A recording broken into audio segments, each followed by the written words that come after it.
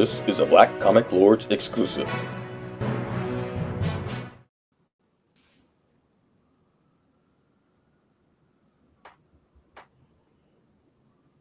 Where's my applause? I can't believe This guy. Congratulations,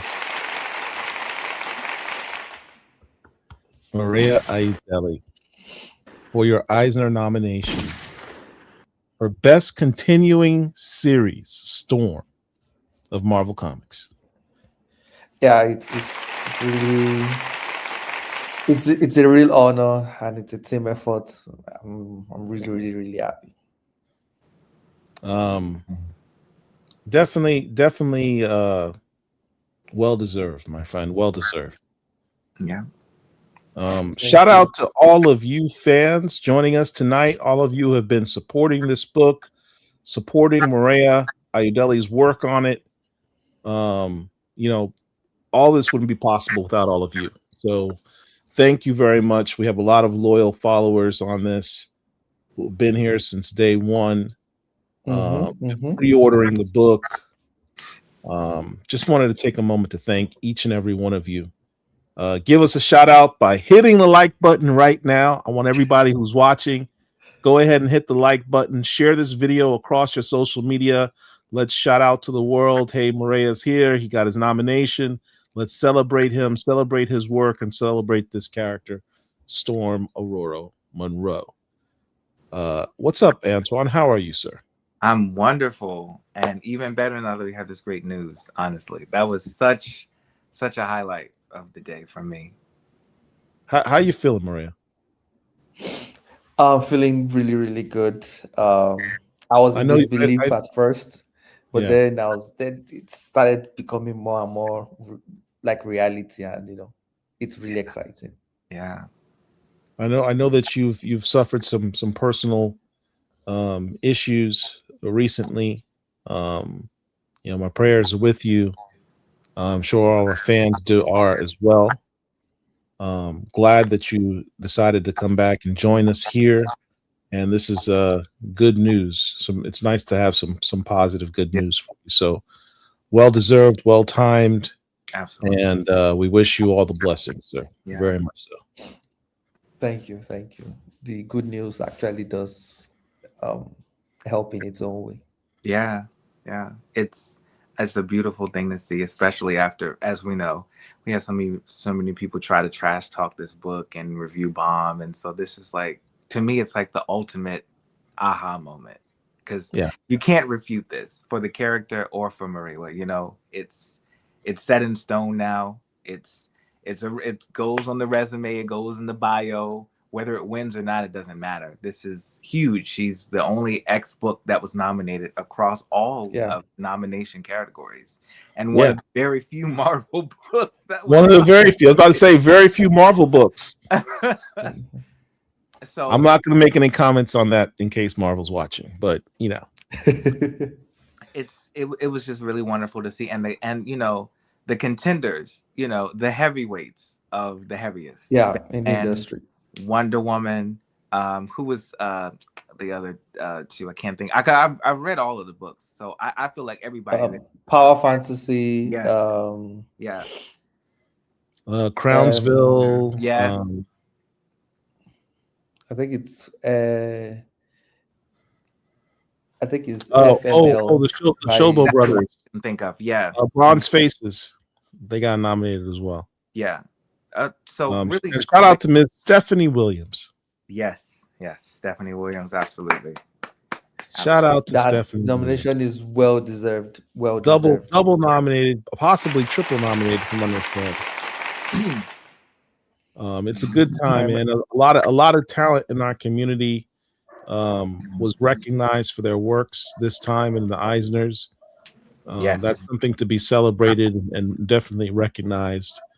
We know about them. We celebrate them, but it's nice when the larger community recognizes it objectively as well. Yeah. All right. So look, here's the thing, Murewa. We're doing double issues today. 3 and 4. Normally, I would say that's not a big deal. But you compacted a lot into these stories. Yeah. I mean, a lot. Like, bruh, you kind of... These 2 issues are the type of stories where you kind of have to read it a few times just to get all the references. And then even then, you've got to pull out your Marvel Comics encyclopedia. Actually, you can even limit it to that.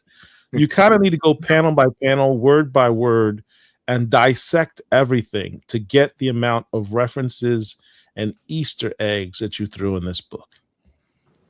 It's a lot. The Marvel fandom websites will help. That's a very good question. Our producer's not supposed to put any questions up. Please put your questions in.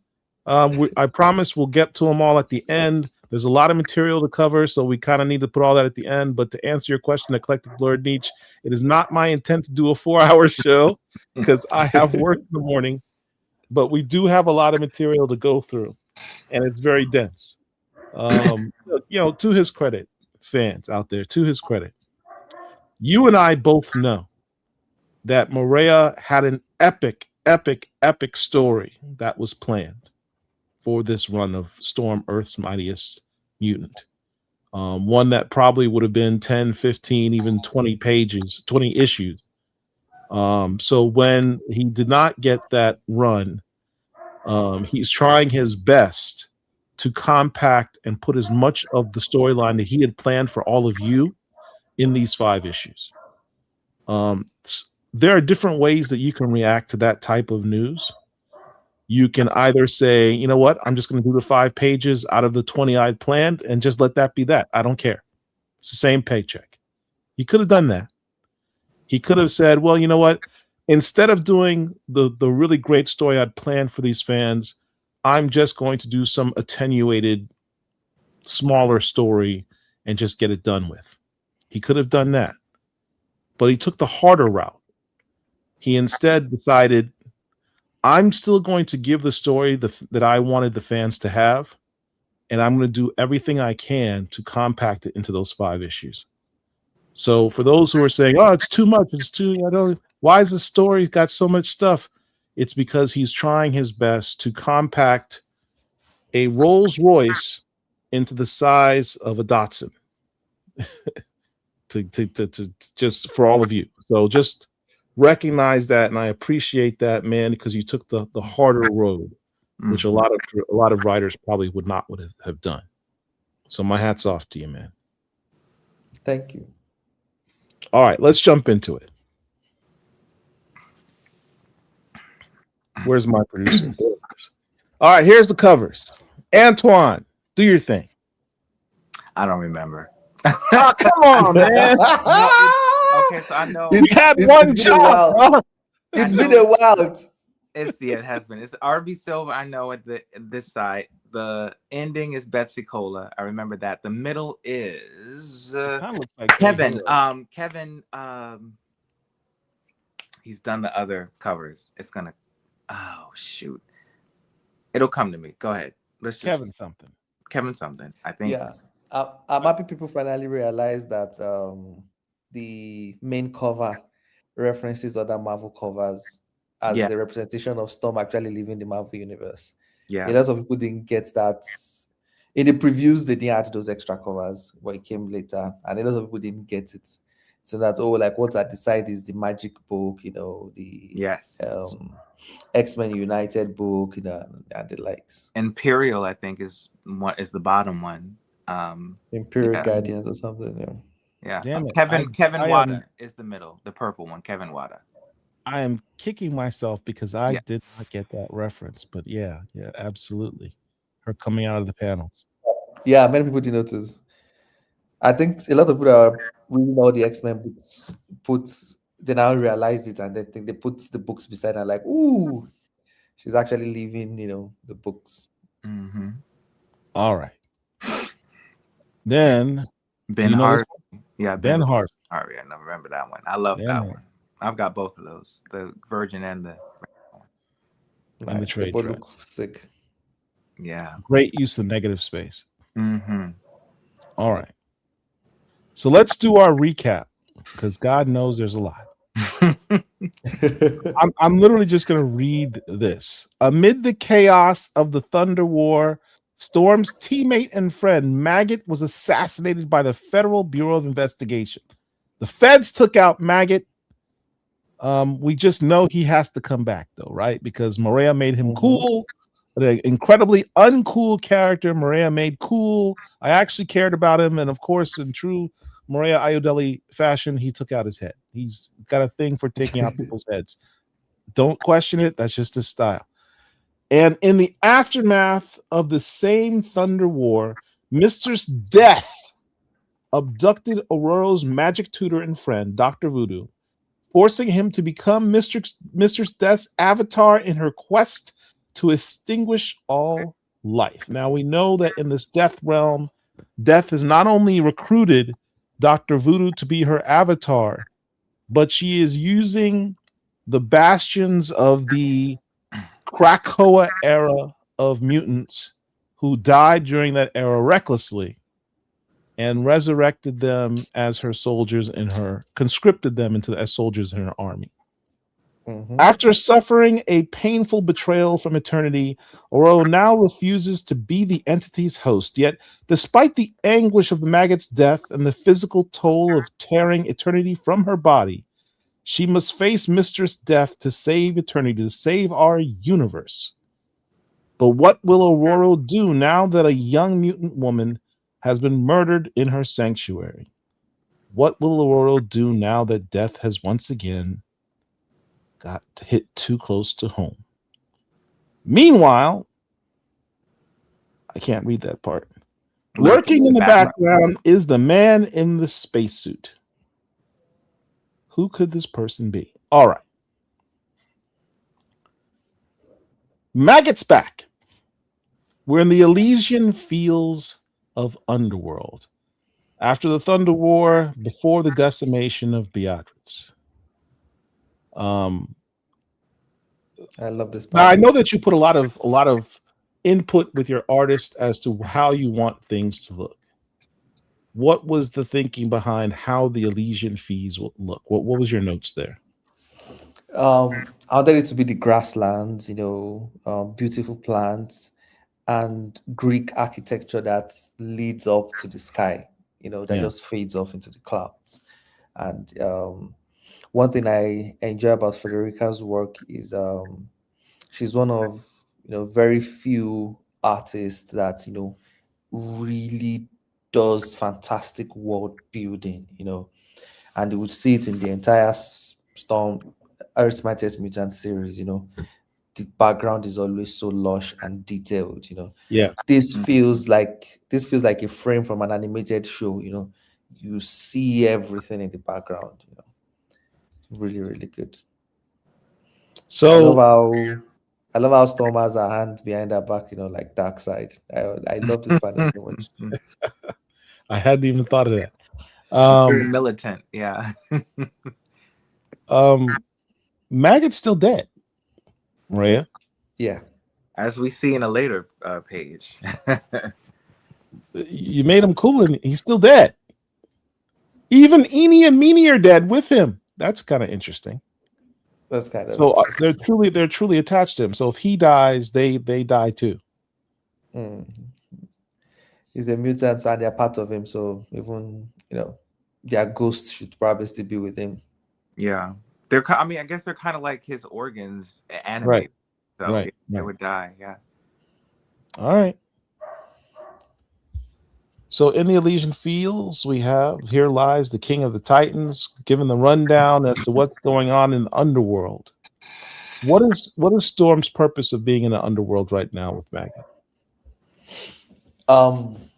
There are different things that we're trying to achieve with this scene. Some will be able to pay off. Some, probably be another creator in the future that'll be able to pay them off. Number one is to remind the audience that Maggot is dead, and ask the question of, is he going to come back? Are we bringing him back?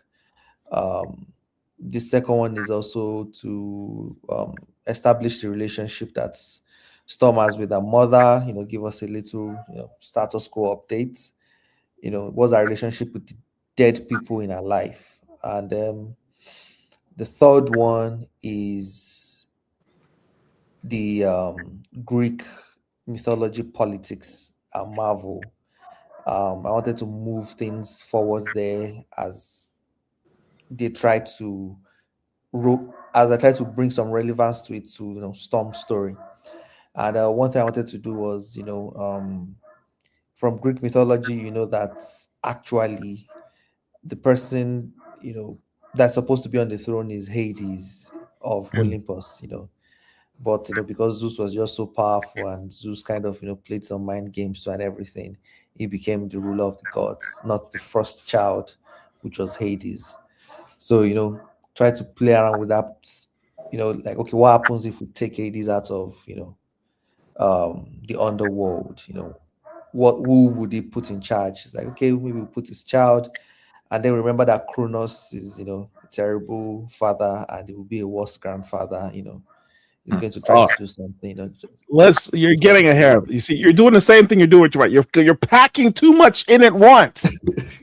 Getting ahead of yourself. All right.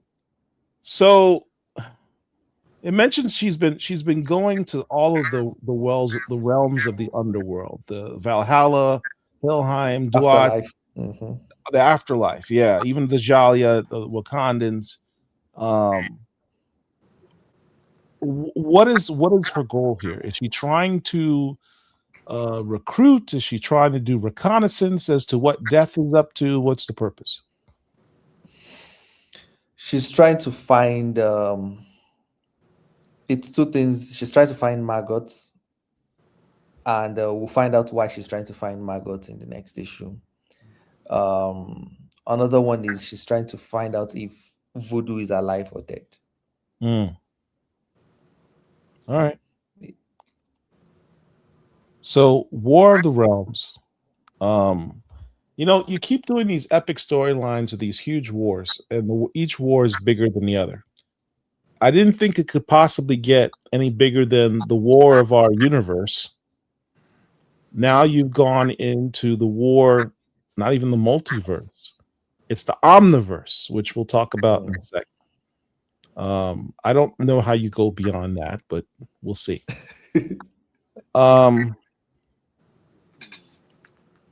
So sort of the recap, where she's back in Beatrice, France. She's seen the young mutant that's killed. She's contemplating, it's an interesting dialogue here. She says, humans, mutants, you all continue to bicker and fight, leaving piled corpses in your wake. You were asked who will inherit the earth, humans, mutants, cohabitation, separation. She's talking in the third person. She is both a human and a mutant. Yeah. But she's talking to them as a third person. As a god that is witnessing them. Exactly. I'm like, this is like something that I would think Thor would say. Like, viewing them from this third person type of perspective. Is that because she's finally starting to think of herself as something more than a human or mutant? I think to some extent, after she got her abilities and the role she was placed in, when she was in back in Kenya, where she was in charge of people, I think she has started to put herself in that mindset of, I have to think beyond what other people think. I have to weigh things beyond what. As she's having these thoughts and talking about, I'm dog tired of losing people to meaningless death. And I love the phrase of the term meaningless death. That sounds like foreshadowing. Like, is there a type of death that has meaning? I guess we'll explore that in the next issue. But as she's having these thoughts, she's got the black lightning around her. What does the black lightning symbolize again? We've been playing around with it.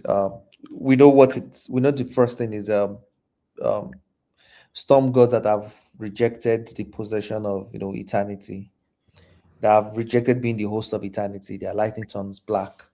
But another thing we've also been working on in this particular series is when Storm is in a relatively good mood, the lightning goes back to white temporarily, and when she's in a bad mood, it turns fully black.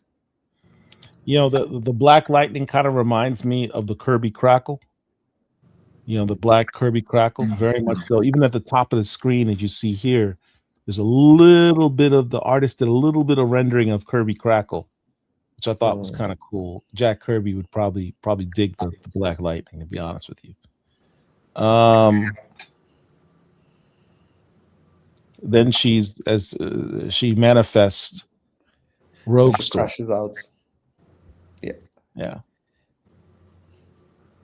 Now those people were terrified. I love that place. I love that transformation. I'm happy other people were digging it too, because I saw so many people talking about it too. When she crashed out and went into that owned form. I love how that crown is a crown, but you know, if you look at it by the side, it looks like a horn too. It's something I've also been playing with, because one of our main, you know, antagonists in this series is Akujin. And Akujin and her sisters are demons.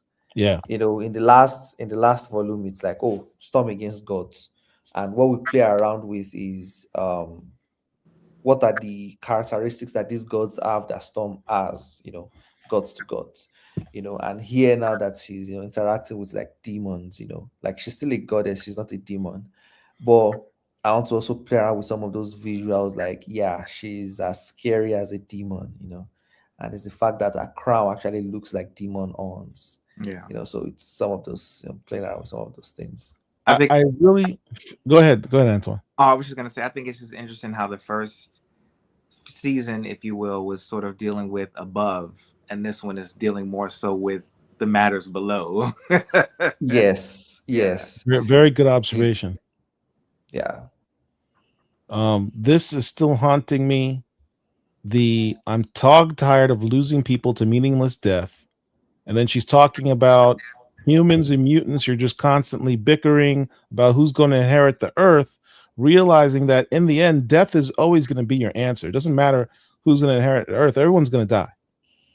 Yeah. It's a very nihilist sort of view of everything. But, you know, it is contrasted with the fact that she's still fighting, right? She's still fighting against death, despite the fact she's like, this is all pointless. Right. But everybody's going to die. You're bickering over foolishness. You're still going to die, but I'm still going to fight to prevent you from dying. Which goes back to this statement. I am dog tired of losing people to meaningless death. I get the feeling that's gonna resonate at some point. Anyway, I move forward. Orun, Realm of the Orishas. Look, let me ask you a question, because I know that you are a dive through the crates research guy. You never do anything haphazard. There's a reason for everything that you do. Has Orun ever been presented in Marvel Comics before? Very, very slightly, in a Thor book where they show Buluku sitting on the throne, but you don't see the environment. You only see the throne room a little in a small panel. I think I know which book you're referring to. Yeah. So, but in Storm 11, we had that first view of Orun, which we recreate here. I was surprised nobody talked about it. The fact that, you know, since Storm 11, you see that sword, you know, that giant sword, and the fact that, you know, in this issue, it's like, oh yeah, that sword belongs to the elder god of this realm, whose name is Olorun, which, you know, it's like the owner of the realm, the owner of Orun. Yeah, that's what the name means. Now, Ereline's compound, where is this? Erinle's compound. So it's like it's just me trying to say, you know, oh, this is this specific location in Orun, So it's still in Aura. Okay. You see, or yeah, Erinle is it's a god, is a god of strength, river, and all those stuff. Is linked to elephants too. So this is his compound in Oro. So you see that his elephants have been killed. And there's a river running through it. Yes, exactly. We have the avatar of death, Dr. Voodoo, as he is gathering the armies on behalf of death. Thank you, Stephen. And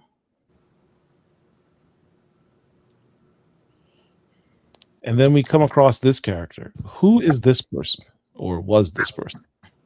This is Erinle. And who is Erinle? Yeah, is the god of strength and rivers, But he's dead. Yeah, I was killed by Wolverine, by the dead X-Men. Was that in a previous issue, or is this just sort of implied here? It's in one of the previous panels that you kind of skipped. Ah, so I don't get in trouble with Marvel. Okay. All right.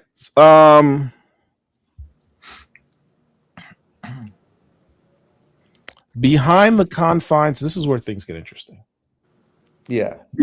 Beyond the confines of our multiverse. Right? So we've already dealt with the war of the multiverse. We've dealt with the war of our universe. Now we're dealing with beyond the confines of the multiverse. This is like concepts that even Marvel has its limits. You're going even beyond that. Yeah. What is the meaning of this? What is this place, and who are you? And then you kind of, as you're looking, as you're hearing her, and I ignore everything because I see she's got the horns. This is in my opinion, the best version of Storm. I'm obsessed with this. I want to get the Marvel Legends action figure of this if they ever make it. And then you completely ignore the wall behind her. Yeah. What is this wall? I think in Al Ewing's work at Marvel, he's always talked about the mystery, everything, like things beyond the Marvel universe, basically things beyond the one above all, and everything. So I was like, okay, I have my own interpretation of what's beyond there. Let's tell that story. And what's beyond the Marvel universe, is our next door neighbor, the DC universe. So I started doing a little research, just to refresh my, memories on, how the DC, multiverse and everything is, and came across the source wall. So I'm like, okay, I think this it's going to be like the source wall is what kind of like separates the Marvel universe from the DC universe. So it's like, oh yeah, this character brings Storm, to the DC universe to keep us safe from all the shenanigans happening in the Marvel universe. Let's say that part again, because we labeled this episode Storm leaves the Marvel universe for the DC universe. And some people are scratching their heads going, what are you talking about? But you said it yourself. Basically that's basically what this story is pitching, like, oh yeah, Marvel universe is such a mess right now. It's so dangerous, it's so everything, Why don't I bring in more ways than one? Let's chill here. Wow. And then we have this creature, the raptor. Raptor, who she mistakenly thinks is Jean Grey, but it's not. It's the Cosmic Raptor. Yeah. Both of these entities, these concepts, are from the DC universe. Yeah. Here we go. Walt Simonson. And here is the Cosmic Raptor. Was that from the X-Men Teen Titans crossover that you took that from? You're asking the wrong dude. Okay. Yeah, that was the first time it was depicted. Yeah, that way.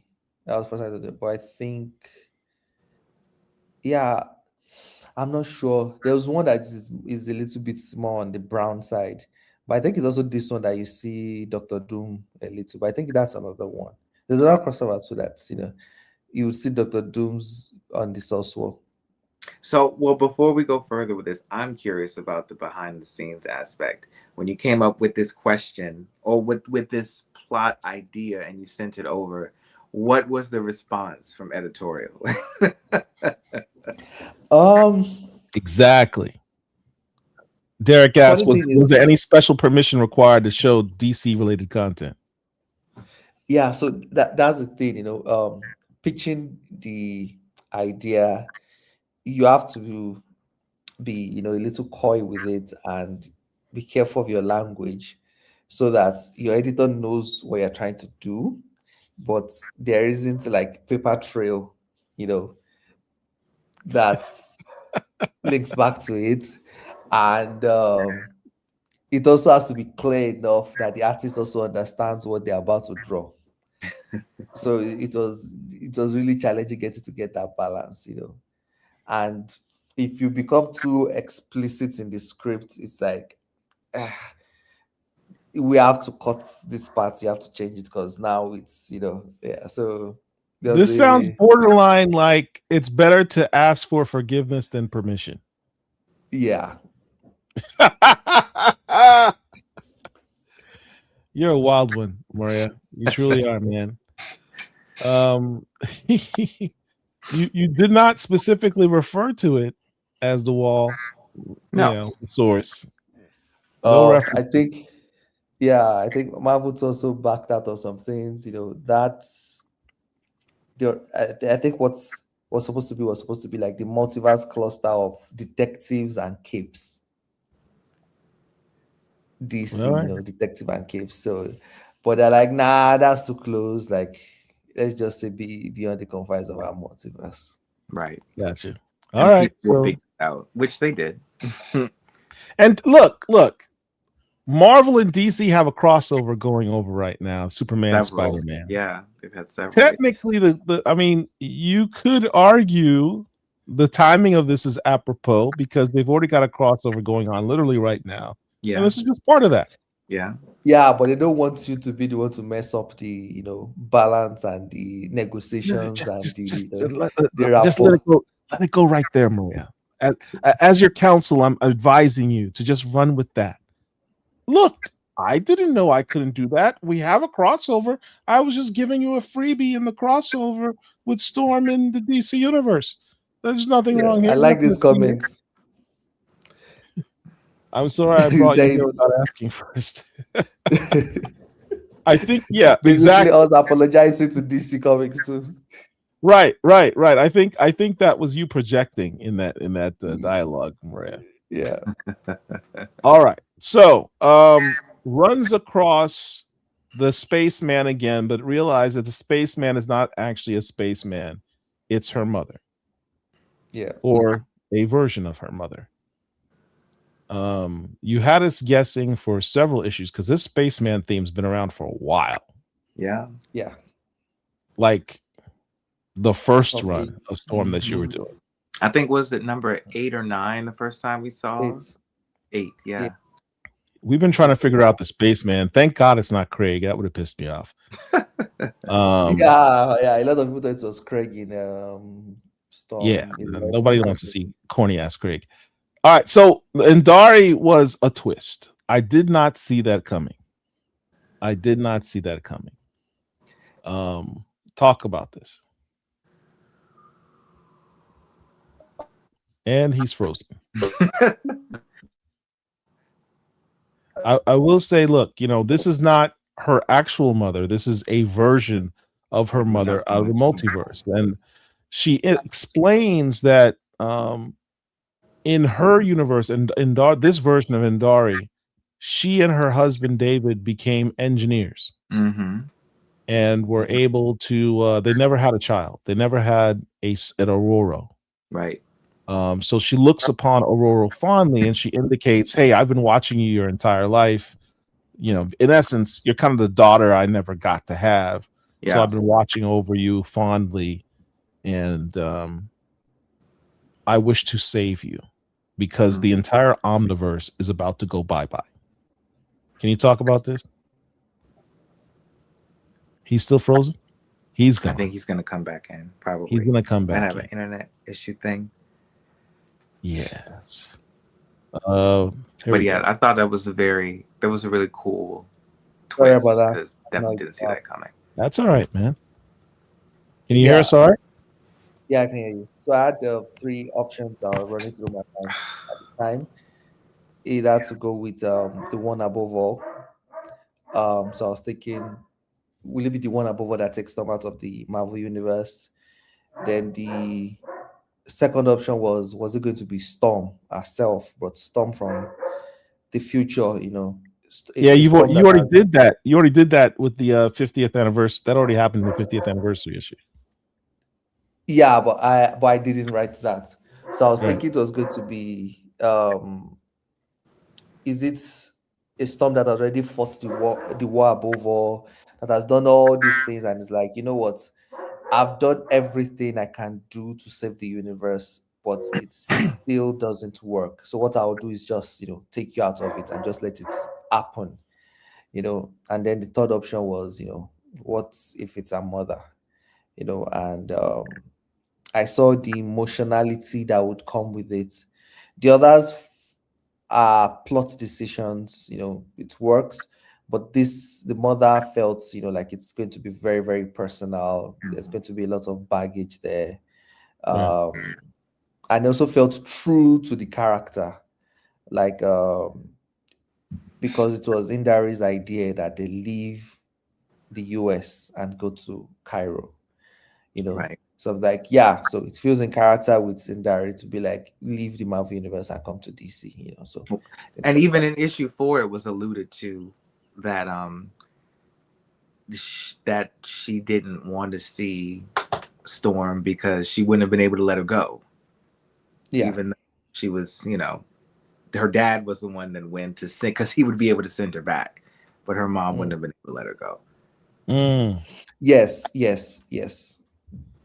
That I remember that the that Storm 2024. Yeah, that Yeah. if our mother's spirit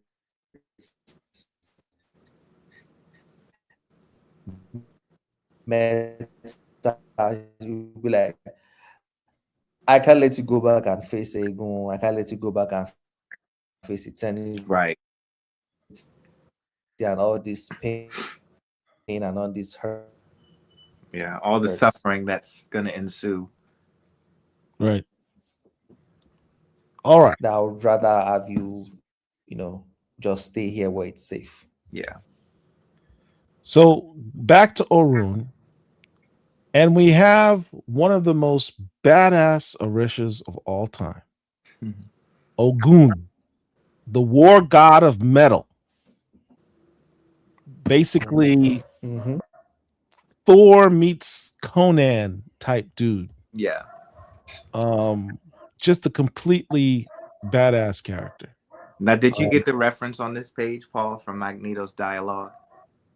From Magneto's, from the no. What's the reference? His welcome to die. Say it again. The welcome to it's die. From an X-Men video game. Yeah. Do you remember the old? It was 1992, the Konami X-Men arcade game, that big, huge cabinet game. Yeah. It was like up to 6 players. And so that's like one of the iconic lines from that game, because you know they were Japanese writers, so some of the English translation just was not very good. And one of the things that Magneto says in the last stage when the X-Men face him is "X-Men, welcome to die." Oh, I missed that reference. Yeah. Yeah. So it was like Ogun, war god of metal, welcome, and then it has that exclamation, welcome to die. Yes, that's because he pauses. Yeah. He also calls them X chickens, but that's another story. All right. So, you know, Death is manifesting, is brought together her forces. She's trying to take out as many of the other realms as possible. The more gods she kills, the less opposition she has to what her plans. And then she can also, the dead gods, as she did with Ereline, recruit them into her army as they die. That's kind of the thinking, right? All right. But he puts up a fight. Wolverine goes up against him, but ultimately he's defeated. Yeah, he uses his adamantium to form his armor back. Yeah. Now, what is happened in this third panel that looks like black lightning or something coming out of these ground? What is that? Yeah, that's Ilyana Rasputin opening portals.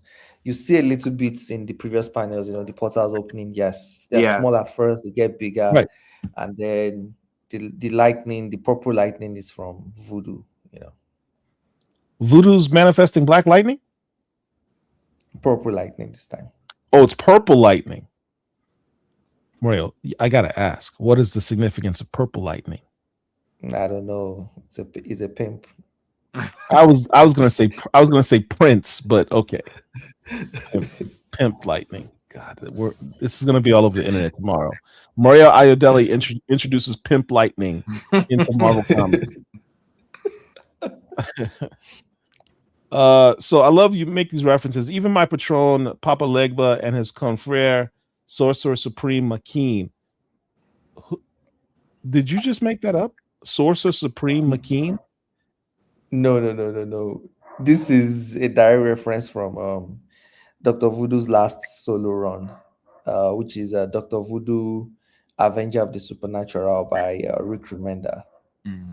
There was a little flashback there that Papa Legba, because they were making Dr. Voodoo the Hogan Supreme and also the Sorcerer Supreme. So they wanted a little backstory that there was a Sorcerer Supreme and an Hogan Supreme that were best friends, and they struggled to beat Ogun. The book got cancelled at issue 5. The next villain for the arc was supposed to be Ogun, facing off Dr. Voodoo. Maria, are you not entertained? Are you not entertained? Is this not why you are here?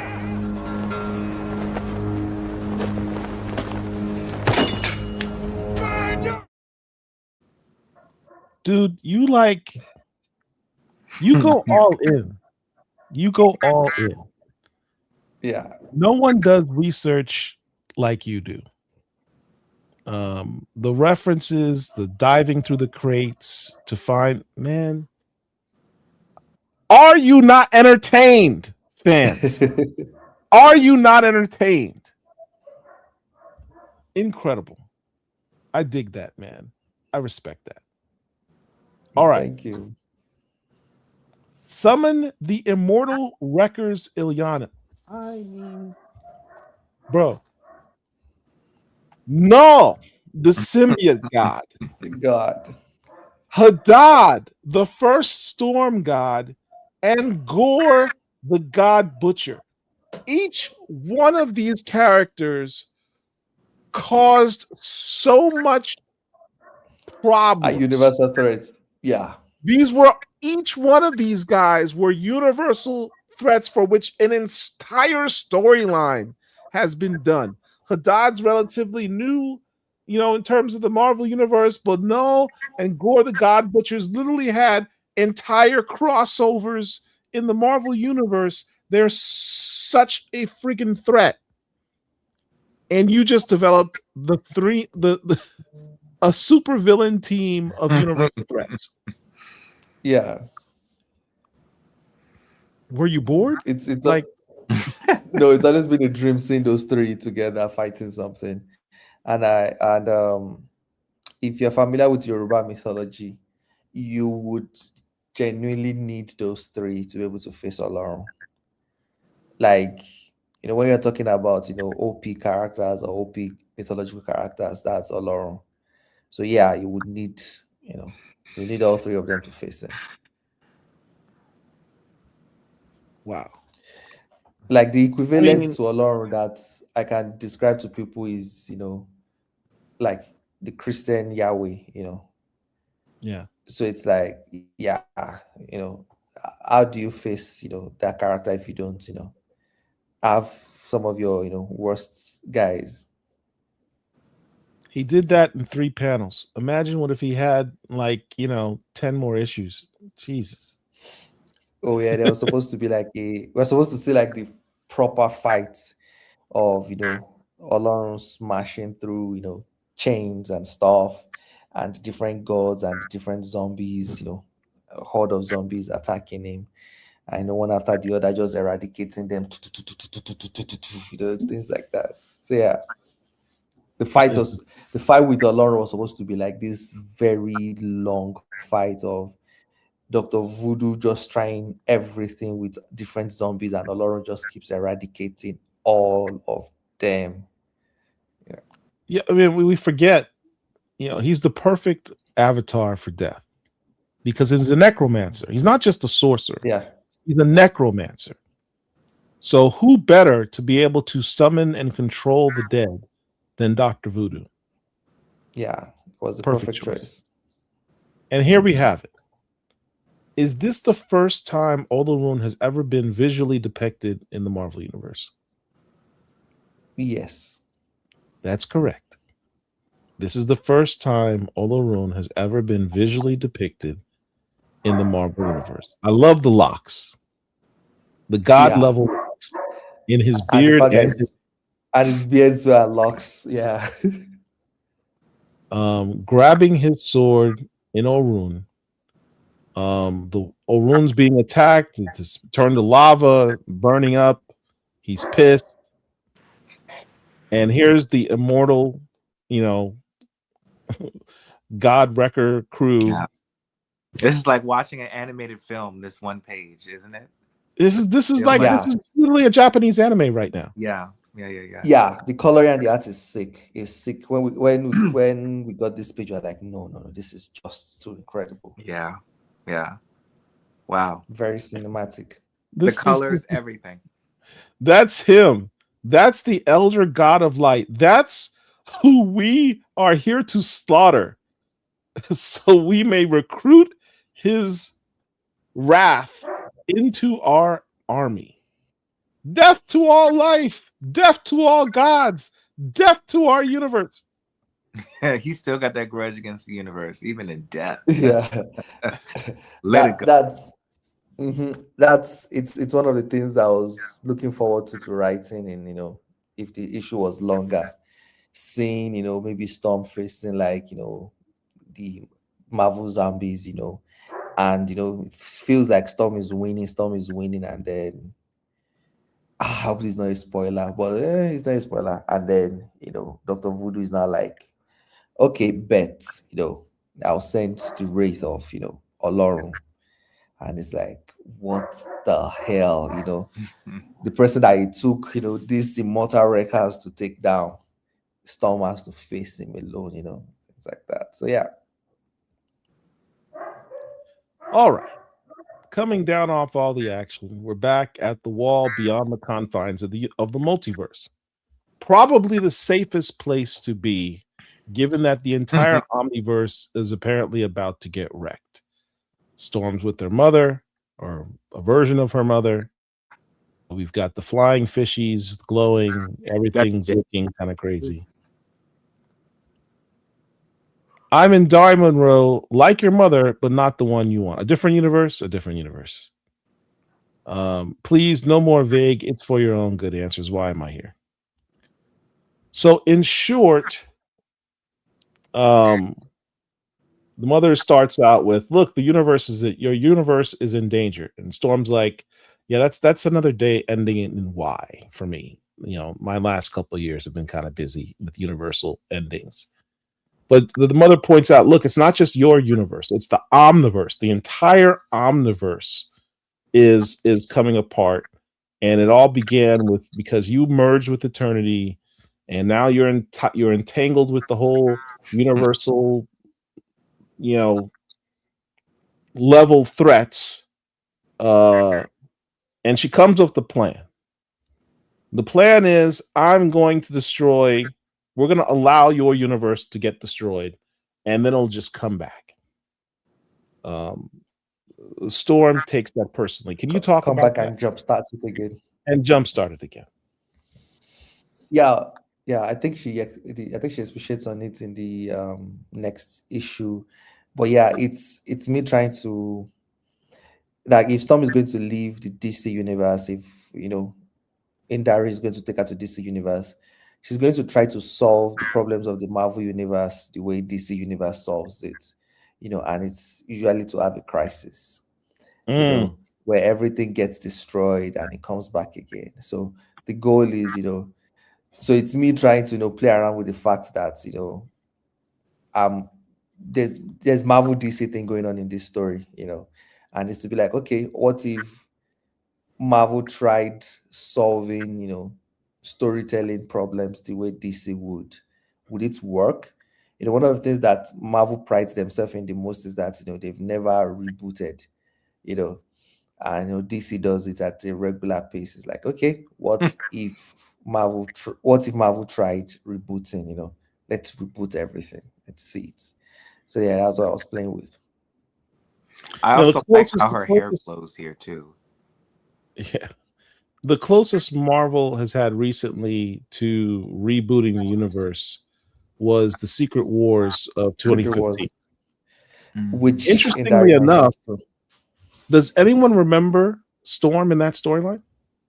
She wasn't. She was only in like before the actual. Right. Yeah. She was not in Secret Wars. Yeah. T'Challa was there. Storm was not. That's referenced in Jed McKay's Avengers run before it ended. Right. When they were facing the zombies, they were like, "Where is this place? I've never been here." T'Challa was like, "I've been here. I know what this." So here's the thing. Indari says, "I've been watching you your entire life," right? And this was kind of going through my mind when she said that. She has this power, obviously, to travel between dimensions, make other people travel through dimensions. Did Indari take Storm out of the Marvel universe? Yeah, that would be your pitch if you work with Marvel. That actually makes sense. Look at that. I occasionally have a good thought. That makes crazy sense. That makes crazy sense, right? Man, if we had some more issues, we could have worked that in there. That's kind of cool. That's was Storm in the Jason Aaron Thor's book? I'm not sure. No, I don't think she ever. Okay. So yeah, so then it works then. Yeah. She got pulled out. There's no stopping the war that's killing our multiverse cluster. We're seeing all these different. You got a lot of plots going on. You've got the war with ORORO because they want to take over that. You still have the whole plot with Scarlet Witch, trying to figure out the mother. The girl dying, and then we still got the daughter of Galactus being held by the feds, which we're still trying to figure out how the hell that happened. Yeah. And then Akujin in the underworld, trying to get to Earth. So yeah, you're gonna tie all this up in issue 5. Yeah, because they're all linked. They're all. This is the spoiler I can give willingly. I think I saw some people being like, all these plots are not even connected. That's the point. Like, I'm trying to establish the fact that she's overwhelmed by all these things. Yeah, and it's going to be crazy in issue 5 when we find out that all these things that seem so different and overwhelming is all caused by the same person. I read comic books to not have to think about my day job, and yet you're doing a comic book that reminds me of my day job. That doesn't feel like a compliment. Well, it makes you think. All right. Tartarus in the underworld. There's no stopping the secret machinations of what is Tartarus? The underworld. That's the 3-headed dog Cerberus to us. Yeah, that's the thing. We've established in issue 2 that for them to get to the main, to get to Earth, they have to pass through the underworld. So, and the underworld has different, locations and realms in it. So, we've seen the Elysian fields, so one of those locations is Tartarus, and so this is us tracking, them moving through the underworld. And I think at the entrance of, Tartarus is Cerberus that guards it. So this is us saying that, yeah, they're about to take down the guardian of, the underworld. What's next, which we'll see more of in issue 5. Then you have this really sort of foreshadowing statement. You will only survive this by giving up on everything you hold dear, ORORO. In essence, the mother is encouraging her, let the universe go. It'll all come back. Yeah. Just don't worry about it. Just let it all die. Let everything you know, everyone you know, everything you love, everything you hold dear, let it all die, and we'll bring it back. We'll reboot it. And Storm's like, how do you know it's going to come back the right way? I can't trust that. Which is a normal reaction. So now it brings us to issue 4.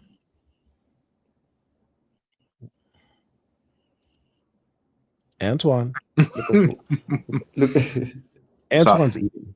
I was chewing. I didn't know I was so loud. I was muted.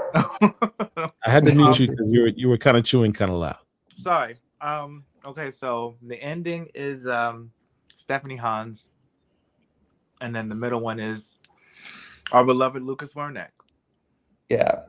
Back drawing Storm. With the white eyebrows. Yes. And who's the one on the left? Is it RB Silva? That's he's RB Silva. That's the main cover artist. Yeah. With little toddler FURAHA. Yes. All right. Are we going to point out the fact that Storm is holding a lightning bow? Oh yeah, it's badass. Is that going to pop up in the next issue? Because that's kind of cool. Yeah, it was cool. I came up with it for the cover, but sadly, we don't get to use it in the story. But we did get to use it in X-Man Hunt, though. All right. Well, fair enough.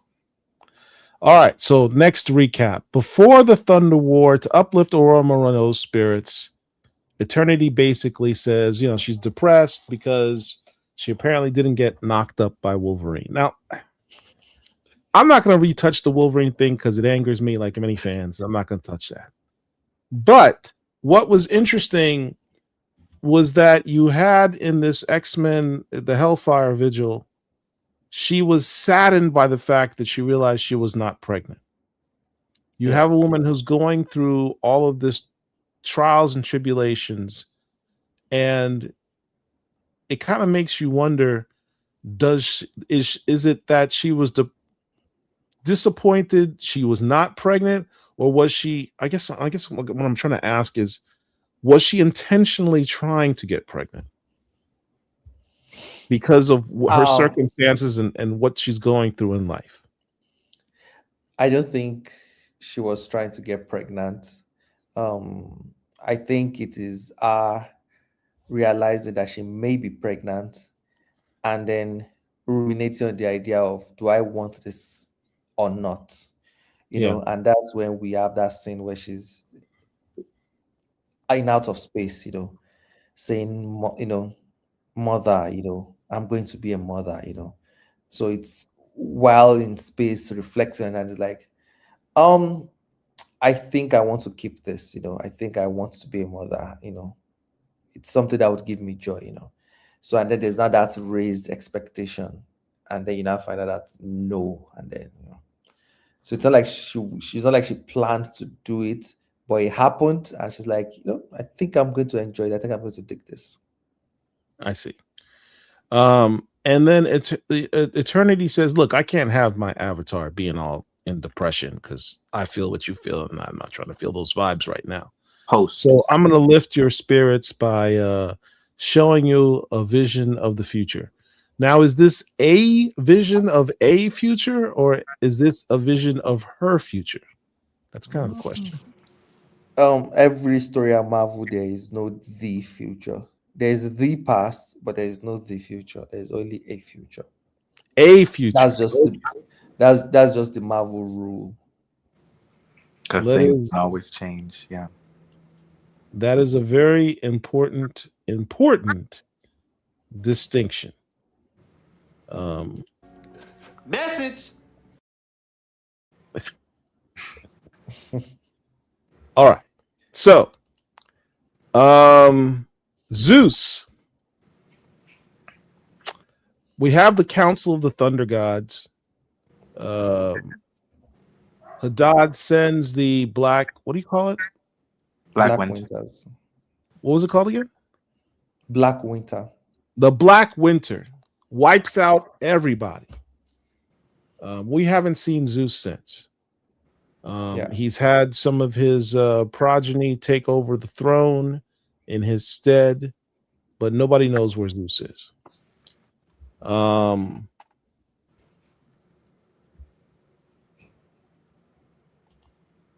So we have this flashback.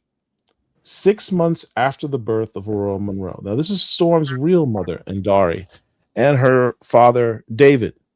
For those of you who may not know, which I can't imagine anyone who's watching us not knowing, Storm's father, David Monroe, was an American journalist from New York. And his wife, Indari, was from Kenya. A bit of a princess, so to speak. And they've moved to New York. Storm is born in New York. And now they're packing because they're moving to Egypt. This was actually a very touching moment, and provided a lot more background to Storm's origins that we were not really aware of specifically. We always knew that her parents died in Egypt, but we never knew why was it that she was born in New York and all of a sudden she was back as a child back in Egypt. We never got that backstory. So you filled that in. Can you talk about that? We got a little of that in the Storm 2006, I think, series. Yeah.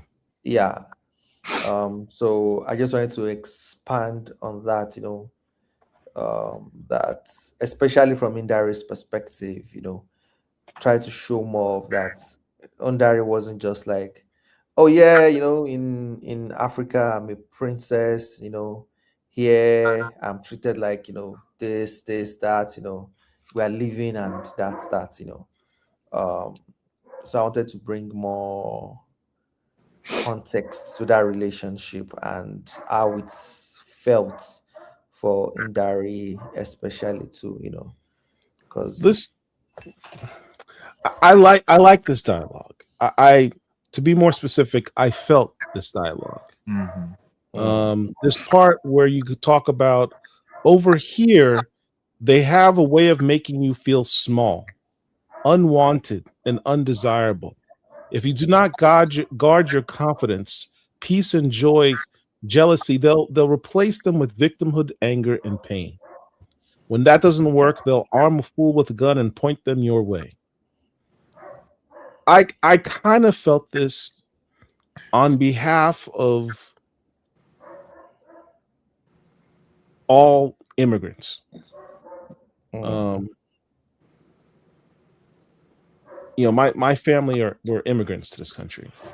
My parents are immigrants from Jamaica, and the thing with in terms of just what we got going on in the world right now when it comes to immigration. I don't want to get on a soapbox too much about it, but this is what this made me think about. There's this perception that all these immigrants come over here and they're lower class, they don't know anything, stuff like that. And the reality is it's expensive to immigrate to the United States. And so for the most part, a lot of the immigrants, a large portion of immigrants that come to the United States, that immigrate to the United States, are actually more well-to-do in their respective countries. They're more well-educated. they're certainly more at a higher socioeconomic status than what they have when they come to the United States. Yeah, you have to have a degree of bravery, a degree of entrepreneurial spirit, on top of all of those other factors that allow you to come to the United States, to start from the bottom and work your way back up. I know specifically with my family's history, I mean, they took L's to immigrate to the United States, because what they were back in Jamaica was a lot more than what they came to the United States to become, to have those opportunities, the sacrifices they have to make. So yeah, I don't know, that this particular dialogue just resonated with me because it made me think about my own family history. So I thought that was kind of cool. I'm happy it did. Thank you. All right. So they're fighting over this, and this is a cool splash page, because we're in this realm beyond the universes. We're beyond the Marvel universe. We're beyond the DC universe, and you've got these letters from the fans. Is this red thing to the right? Is that like a mail, a postal creature or something, dropping off all these, spewing out all these letters? What is this? Yeah, I think somebody I was just called it smoking something. That's all I'm saying. Yeah, I just said it was an email dragon, An email dragon. An email dragon. Okay. We had to sacrifice our letters page, so that let's sacrifice our letters page so that we can have those recap pages, because there's a fixed number of pages we can have. Because we know that this story is going to get really complex. The recap pages helps a lot, so let's sacrifice the letters page for that. This is just us saying, we get all those emails. I thought this was a cool representation, as you referred to it, the email dragon. The comments that people are making, that's rather clever. But Storm makes the point: what happens if you recreate the universe wrongly? And this made me think about, we talked about the Secret Wars, right? Yeah. And I think subsequent to that was a storyline, what was it? Where they went to the world, and Jonathan Hickman was writing it. It's the Krakoa era. Giant size X-Men Storm. Giant size X-Men Storm. X-Men dying left and right in the Hickman era, because we have resurrection. Who cares? Die, you come back. Storm is like one of the few X-Men who never died. Yeah, she didn't die. And they had an opportunity. She's sick. She's dying, and they're like, "Don't worry about it, Storm. Just let yourself die, and we'll bring you back. Don't worry about it. We'll reboot you." And she's like, "No, life is too important for that. I value life. I fight against death. I'm not going to just give up and just allow myself to die." Now, me reading that, I was like, she's pregnant. Jonathan Hickman actually did that was the original intention. He originally wanted, because Storm and T'Challa were back together. This is the Coates era. They're back together. Yeah. And he had planned for Storm to be pregnant with T'Challa's child. And that's why his original thinking was she doesn't want to die because she doesn't want to lose her child. Marvel editorial at the time said, no, we can't do that because we have plans for her, which still waiting on that. Regardless, they overrode Jonathan Hickman, the guy who can walk into Marvel's offices and say, "Hey, I have a thought for an idea. Here, we'll give you 24 issues. Do whatever you like." They overrode that guy. So I thought it was kind of interesting. Anyway, I got on a tangent. I thought it was weird that they did it, because I remember that, and I remember he said it's not like he was saying that she was going to bring the child back with her and raise the child. The child was going to be left in the world. Something was going to happen, and she had to leave the child behind in the world. So if anything, it just created a plot point that somebody could have revisited later. They really could have let it happen. It was a weird decision, but whatever. I have no comments. that I will say on the air. Right. It's been done with astounding accuracy before. So she's talking about, look, the Secret Wars rebooted the universe. And it's like, we know that this can be done. We can be brought back in a way that everything's fine. But here's the thing. And Dari makes the point. If 4 billion years of history were rebooted in 14 seconds, would you know? No, you wouldn't. You would never know. So who determines what's real and what's not? What's real is not, everything is a lie. Yeah. I think it's also interesting how it parallels comic creators as well, because she's saying everything constantly reinvents itself or leaves things open for reinvention. It's a lot of interesting parallels.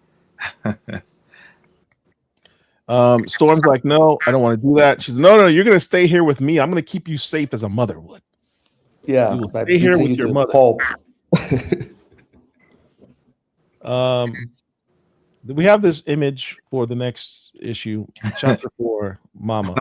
Some people thought it was FURAHA. I literally thought this was FURAHA, and I'm looking at this and I'm thinking it kind of looks like Nightcrawler. And then I was thinking about, her daddy has fangs. Nightcrawler has fangs.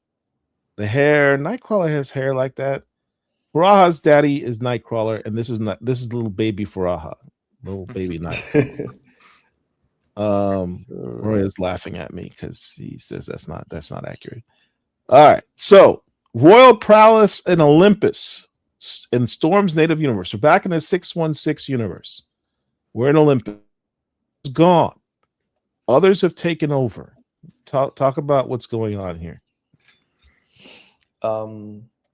This is me trying to play around with the Greek mythology, politics, but this is also me trying to bring out the X-Men theme out of this story, which I'm not sure many people were able to deduce, but I'm happy for some people that were able to. And it's the fact that what do we know about mutants? They are hated and discriminated against because of what they are. And the interaction between Bogey and Era is me showing that demons are discriminated, even though they're the bad guys in this story. They are discriminated by gods, for what they are. So we see so many times that Era is condescending. Era is like demon, monster. It's just all these subtle jabs and all this arrogance and everything.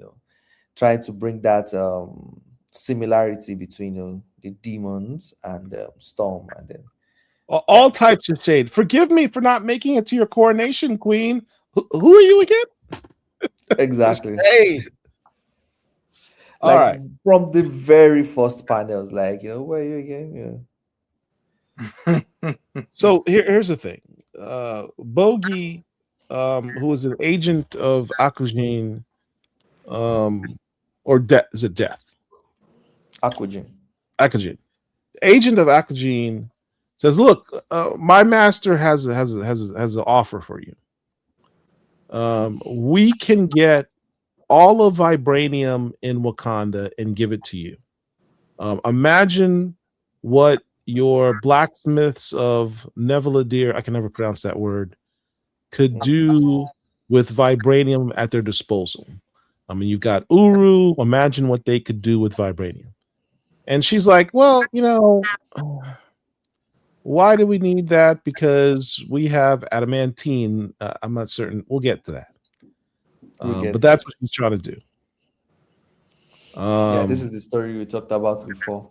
Yeah.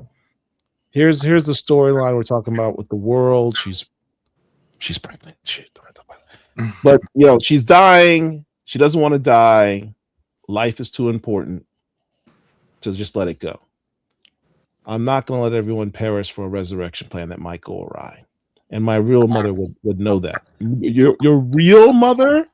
She gets immediately offended. Your real mother? I bet. Let's see what your real how she would be, how you would be so differently under these circumstances. Loomis push. What's a Loomis push? Loomis is the name of an artist, that helped, create techniques on how to draw the human anatomy properly. So there's always like this stuff like, oh, you draw a circle and then you divide it here and all those stuff. So yeah. Which is what you see in the very first image, where you break up the body into the circles. Where you see those techniques being used. Yeah. That's kind of dope, man. All right. This is the image that kind of breaks the internet. Yeah. Millions of views. It's crazy. Shout out to Frederica. Yeah. This is a stunning page. The colorist, as well. Yeah. Your art team crazy went above and beyond on this. This is some graphic novel type stuff right here. Right. To do this in a monthly book is kind of crazy. It's crazy. So Storm gets punched through several realms. I want you to go through each one of these realms one at a time. First one, Chaos Womb Multiverse Cluster of the Blind Idiot God. What is this? This is the Cthulhu universe by Lovecraft. H.P. Lovecraft, and you see Cthulhu there, one of the most horrid creatures of all time. That's the blind idiot's god. That's Azathoth. Yeah. Next realm, Shibuya, Tokyo, Japan, the multiversal cluster of magic and death. Where is this from? This is from Jujutsu Kaisen, So we see Sukuna, floating as the city burns. Storm's Marvel comic features Jujutsu Kaisen Sukuna in multiverse chaos. It made the news. Mm-hmm. You made the news, Maria. Adding that in there. That's kind of everywhere. TikTok everywhere. It was everywhere. All right. Exciting times. Mono the Ground, the multiverse cluster of sentient trash. What is this from?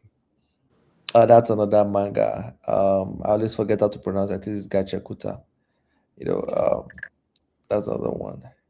My favorite of the realms, Desert 1993, the Macho Multiverse Cluster. Yeah. You should have really called this the Rob Liefeld Cluster. Oh, yeah. They made me remove it. I spelled Liefeld as lie-field. Like, instead of felt, I put an I there. Like, that would have been clever. Like you could have done like LYE, lie as in the mineral lie field. Yeah, like just remove everything. So I was like, okay, there's that 1993. This is a reference to, because I was writing this issue, I think around that time when Rob Liefeld was like, the reason why X-Men comics aren't selling is because they aren't macho enough. So this universe was like, you want macho, we'll give you macho. Everybody's going to have muscles, everybody's going to have pouches, everybody's going to have guns, You even have a white version of Akugan Brutalizer the Gods in the forefront. I know, right? You really should have put Akugan in this universe. That would have been completely. Yeah, I know, right? That's why I should have put there, But all right. I wanted guys with big chest and thunder thighs. Akugan would have fit in perfectly. All right. The next universe, That Away, multiverse cluster of war and lovers. Who is this kid? What is this? No, that's from Saga, Image Comics by from Saga. So you crossed over the Image as well. Yeah. You did DC and Image in the same book as a Marvel book. Yeah, and manga. Lawyers at Marvel are just shaking their heads right now, going, "This guy." Oh yeah, we needed to walk around a lot of things there. The final universe. They allowed us to do it. We are back in the Marvel universe.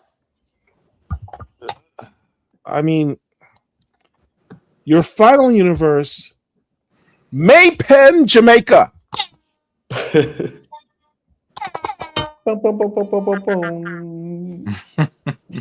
Now, I literally had someone write it in the chat last week in one of our lives.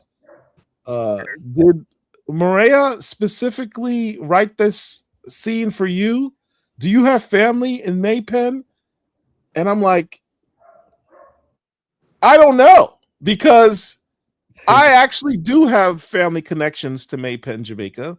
My father's side of the family is from Maypen, Jamaica.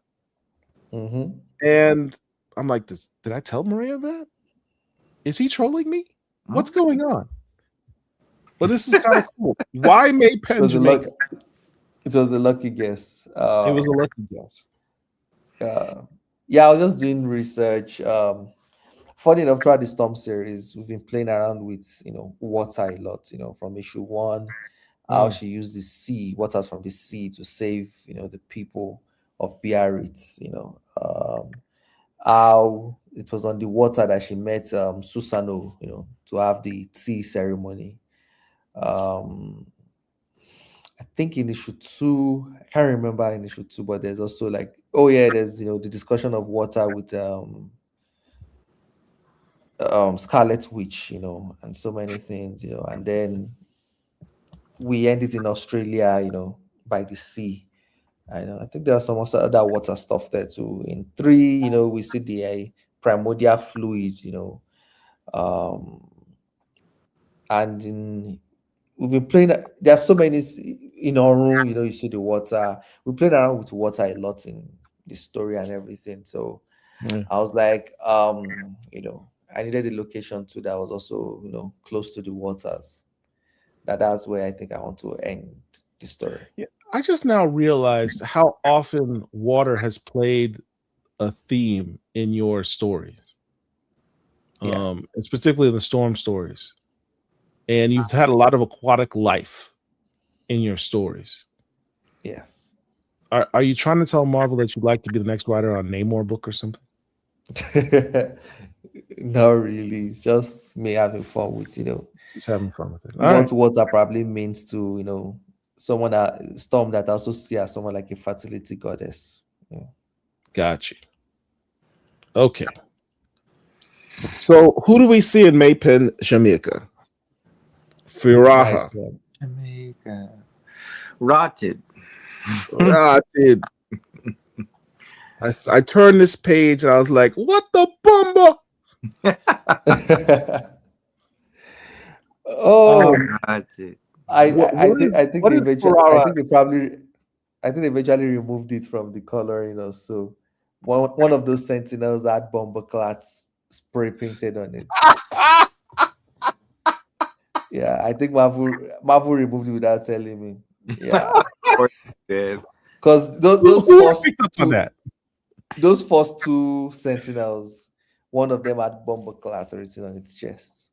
Bro, I would have fell out. I would have fell out. I just noticed that it was removed. Yeah. So it was originally there, but someone took it off. Yeah. I guess I can't be too mad at them. They took a lot. They let you take a lot of big swings with this. So I can't just so I don't ruin my career this early. So they try to remove a number of things. I don't know if I should be pissed or pleasantly surprised that somebody in Marvel editorial knows what Bumbleclad means. Right. Yeah. I think in issue 3, you see those sperm whales in the amniotic fluid. Their colors weren't the colors of whales. Each of them were dressed as a popular superhero in DC universe. So if you saw, so you see the Batman whale, you see Superman whale, you see the Green Lantern whale, and other stuff. So they had to go back and just turn all of them to regular whales. That we're not going to deal with that legal this thing. Why does FURAHA have on Luke Skywalker's jacket from the end of Star Wars Episode 4? How dare you? I don't know. Random thought. FURAHA's in Jamaica. We still don't know who her father is, but given that she's super powerful in Jamaica, I'm gonna say her father is Ghost Light. I'll throw it out there. Obscure reference. Look him up. Ghost Light. All right. What is she floating on? What is that, an ice cube? It's an ice cube. Do we know? Can you reveal what her power set is?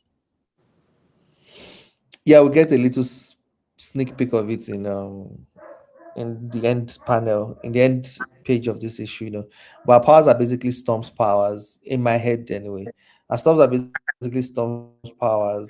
She's not as powerful as Storm is, but she has better control of it than Storm, in a way that almost feels magical. And one of the ways I show it is like this ice. Storm can create ice. Storm can create wind. So like maybe Storm can use wind to levitate ice. But Storm can't make water freeze and let that ice stay mid-air. So a little bit of distinction in her power set.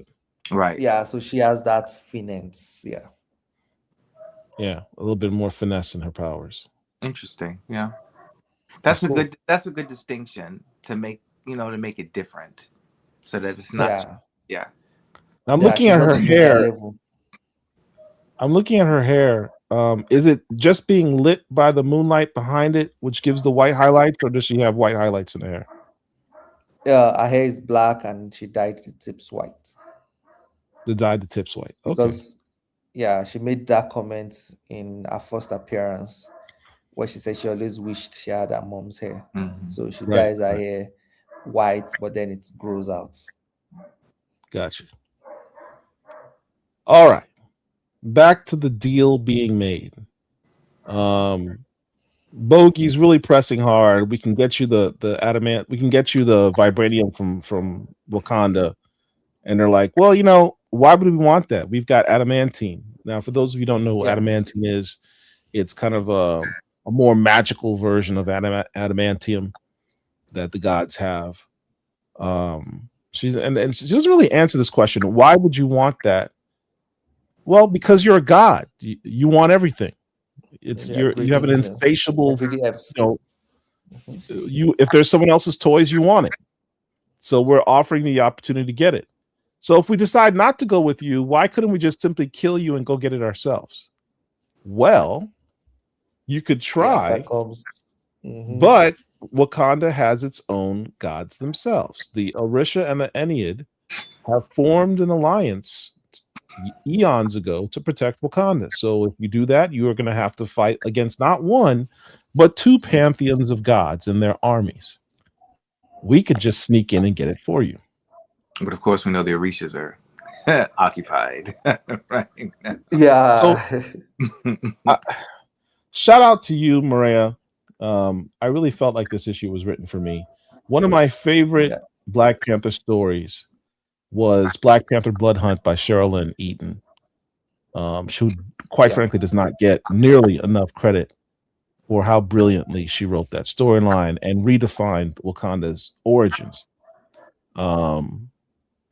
But for those of you who had not read this storyline, in essence, without getting too detailed, we have two pantheons of gods. Now, if you don't know what the pantheon of gods are, I highly, if you find all of these stories that Murewa does with all these gods interesting, highly recommend you pick up this book. It's called Thor, Hercules, the Encyclopedia Mythologica. Not an easy to find book. I don't think it had a very high print run. If you ever find this at an LCS, I highly suggest you pick it up because Marvel's not done anything like that ever since. But it literally has all of the gods mentioned in the Marvel universe in one book. Specifically, here's the Heliopolitans, also known as the Ennead, the Egyptian gods. Khonshu, Bast, Sekhmet, they're all there with all the breakdowns. There's Bast, talking about Bast and who she is. There's also the Vodou, which is, for all intents and purposes, the Orisha, the West African god. You've got, Sango. You've got, I think, Ogun is in there. He should be in there. Etc. You even got Papa Legba over there all the way to the right, which is kind of cool. Shout out to the Caribbean. But anyway, in that storyline,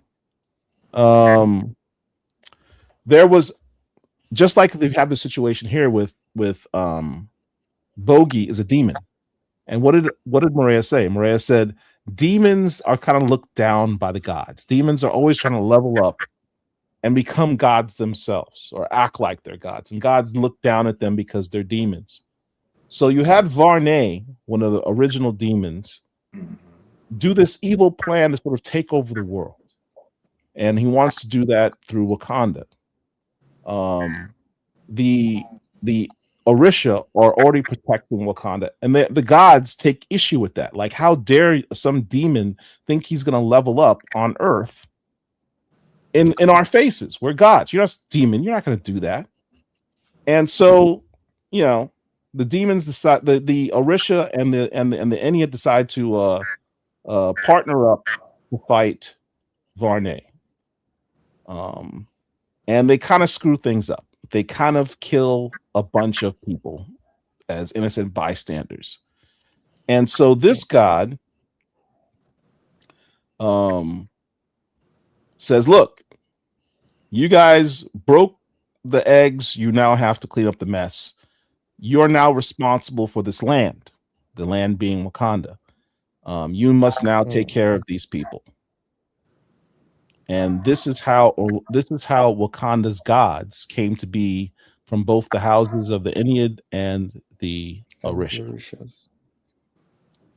Incredible storyline. It was. Incredible storyline. Yeah. And Storm was actually supposed to be in it. Was she? I didn't know that. She wanted her in it. She wanted to use her in it. But what happened was, well, she didn't say this, but I know what happened. What happened was, initially, when Storm was supposed to join the Avengers, it was supposed to be during Blood Hunt. But something, it was now moved after. Yeah, but then it was moved after. So technically, she could have used her. So that's again part of that Marvel editorial plans for Storm. We never see whatever happens. All right. It was Khonshu who discovered that the first had been enslaved by Varney. Demon had stolen vibranium from the fires of Ta and dared to use the metal for shackles to bind mankind and a gate from which to ascend to godhood. So vibranium has its uses, right? Varney as a demon was going to use it to build a gateway to ascend to godhood. So it's a dangerous thing to be in his hands. So we have these two individuals. There's now a triumvirate of gods now that Zeus is out of the picture. You want to talk about this, Murewa? Yeah, so this is me trying to, make the Marvel Universe's Greek mythology slightly different from the Greek mythology. Let's have Hades, as one of the people on the throne, and move things around. So yeah, it's so Hades and Persephone are sort of the other parts of the triarchy in Zeus's absence. Do we have a deal? The answer is no. And here's very simple logic. If you're dangerous enough to conquer Wakanda and take all its vibranium, then you're far too dangerous to be allowed passage through the underworld, a realm we rely on for our resurrection, the source of our immense power and fortune. In essence, first of all, you're very sneaky to even be broaching this deal with us. So we already don't trust you. Secondly, you're a demon, so we definitely don't trust you. Yeah. Thirdly, you're telling me you have the power to take vibranium from the Orisha and the Ennead under their noses or through brute force and then bring it to us. That means you're a lot more powerful than you should be, Miss Demon person. And then you want to be allowed passage to the underworld, which is the seat of our power. So you want us to bless you to go ahead and do these things and give you the power to take power from us. A demon. Yeah, no, well, that's a hard pass for us. Thank you. She did not react well to that. Mm-hmm. Shout out to your art team for the splash page. This is kind of dope. Sick. Back with the colors look water very theme. painterly.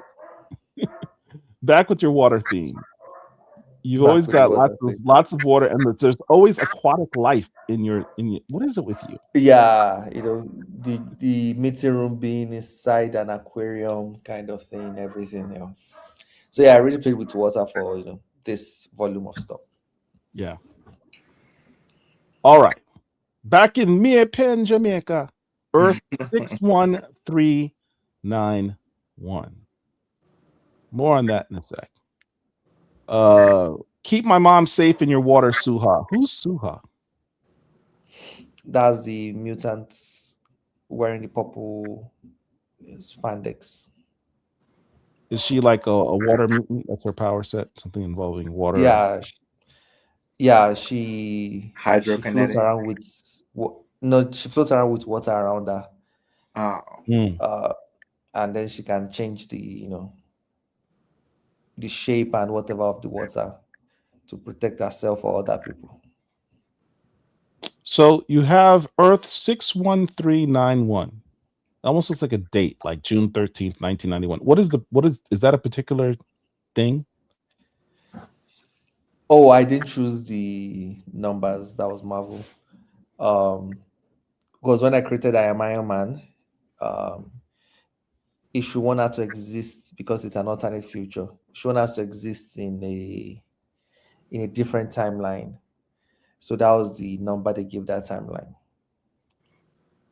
So they're in the I Am Iron. Yeah, that's right. Because I think Comics Explained said that. Yeah. Mm-hmm. Yeah, they're the I Am Iron Man universe. You have Sentinels. F up Maypen, Jamaica, man. Yeah, the clock tower especially. Men are like that, That's all right. That's all right. So we see this character shred on the guitar.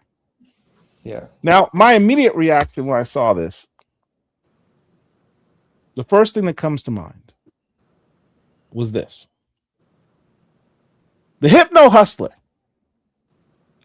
from Peter Parker, Spectacular Spider-Man 24. Wow. That's Had to be the Hypno Hustler. But in all actuality, as you said, and this is the other reason why I said the Hypno Hustler, I thought you were trolling Antoine. That would be because funny. the Hypno Hustler's real name it's close to mine. Yeah. Nice. So I'm like, Murewa Ayodele introduced this character literally to troll Antoine. This is my comic book granddaughter or something like that. Yeah. Yeah. But the reality is, as you said, it comes from I Am Iron Man. Mm-hmm. Your first Marvel work, also with your boy Doton Okonde. Yes. Beautifully illustrated by Doton Okonde. Yeah. It was kind of a cool series because you were going through different eras in Iron Man's life. Yes. And you're seeing the changes that he went through based on the different eras. Mm-hmm. And the story tropes of each era. And the story tropes of each era. In this very first issue is where we first meet this character. What was her name again? Is it Diola? Tammy. Diola is from Diola is also in I Am Iron Man issue 5, but it's also from Moon Knight. Yeah. So she uses this guitar to literally travel through time and space. Exactly. So you're like, oh, is this how Storm is going to get back to our universe? The fact that there's Tammy here with her guitar. This is her first appearance, right? In I Am Iron Man #1? Yes. Okay. All right. So then we have at the end of this issue, Storm's mother again, and she's holding in her hand, I got it circled, issue number 5. Yeah. In essence, foreshadow, I know how this is all going to end. Mm-hmm. I thought that was clever. Very. All of this has happened before. All of it will happen again. Yeah. Battlestar Galactica. All right. So what can we expect next issue? The Cyclops' hunger for dripping human flesh. The Fishman first. Well, you're bringing back the Fishman. I noticed that when you use the Fishmen, you use them pretty much as cannon fodder. When you're like, hey, I need a bunch of people to get slaughtered brutally, let me bring the Fishmen in. So can we assume there will be massive slaughter in issue 5? Don't answer that. Okay. Fishermen thirst for widows at sorrow, and the wizards gather genocidal spells. Yes, definitely slaughter. Definitely slaughter. But our protector Storm is nowhere to be found. She doesn't want to be found, for the heart aches and bleeds for a lost love. Someone's going to die. Well, it's a Murewa Ayodele book. Someone's always going to die. But someone in particular is going to die. All right, we shall see. We shall see. What is the theme behind the frogs? This isn't the first time you've had frogs. There's always some symbolism. Oh no, they aren't frogs. They're salamanders. So now salamanders. You know that. And if you remember issue 7, we had Dr. Voodoo on there. Yeah, in the flashback. But it's when the storm gods attacked her. Yeah. The salamanders. What is the significance of the salamander? I can't remember, but I think they also somehow have relationships with storm gods. Okay. Here's the other cover. Antoine. That's dang it. See, hold on. One job, Antoine. And that was Yasmin. Yeah, Yasmin. Put Yasmin Putri. Putri. Yeah. Yasmin Putri. Yeah, that's it. All right. And here are the characters that are profiled are going to be in the next issue. We've got Storm. We have the supporting character, Apocalypse, supporting character, Avatar of Death, Dr. Voodoo, supporting character, Hadad, supporting character, Galactus. Hey, where's my kid at?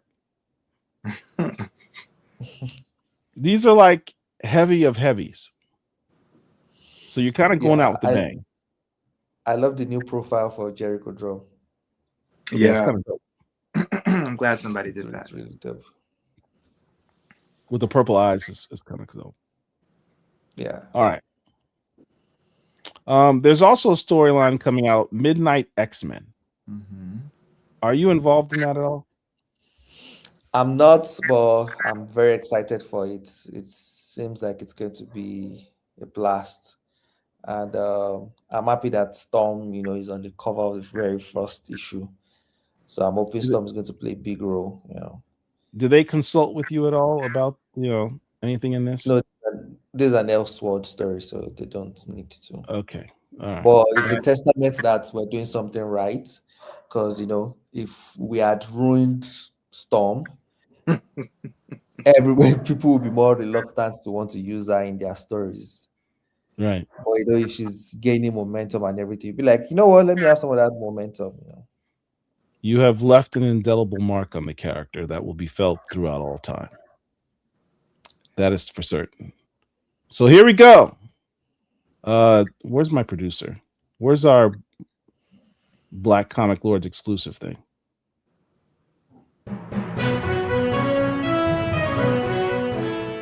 This is a Black Comic Lords exclusive. All right, here we go. You want to talk about what we're seeing here?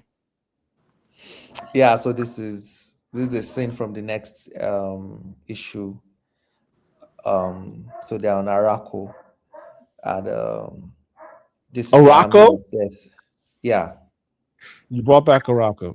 Okay. Yeah, so this zombie Galactus, zombie Hadad, being, piloted by Dr. Voodoo on Galactus's shoulder. Oh yeah, that's him on the shoulder. Yeah, look And at that. yeah, so this is, Apocalypse has to. How does Apocalypse, defend Araku against this? And Haddad's got the black lightning. Yes. Wow. And is Galactus dead?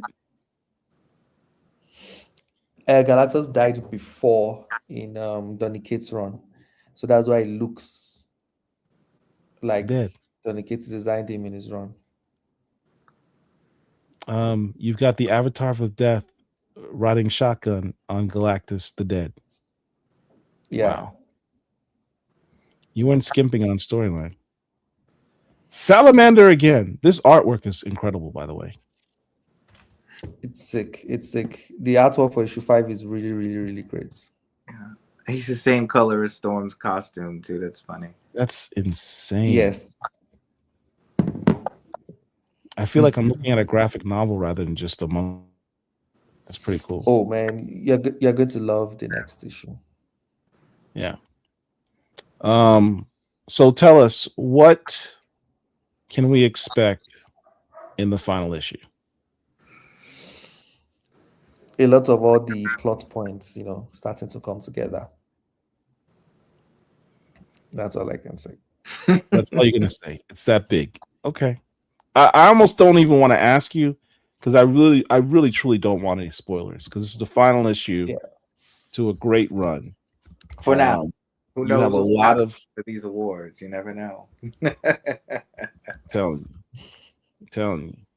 You have a lot of plot points that are dangling out there, which you promised to tie together. So I'm really curious as how you're gonna do that. Is it a standard 22-page issue, 24-page? 20-page. 20 pages? Yeah. That's even less than, all right. Wow. Okay. Let's see what happens. All right, let's go. Let's take a look at our, where is it? Here we go. Our fan art. This looks really a little cool bit. ones. Yeah. Oh, this is kind of a cool costume design. Mm-hmm. Okay. Storm dress idea. She looks good in purple. Yeah. Brutal Storm with the purple lightning. Oh, I like this one. Yeah, Eternal Storm is sick. And the muscles. The muscles, the face, the way the eyes kind of just glow. Yeah. It's like you know, if you see this version of Eternal Storm, you're gone. Yeah. Yeah. That's nice.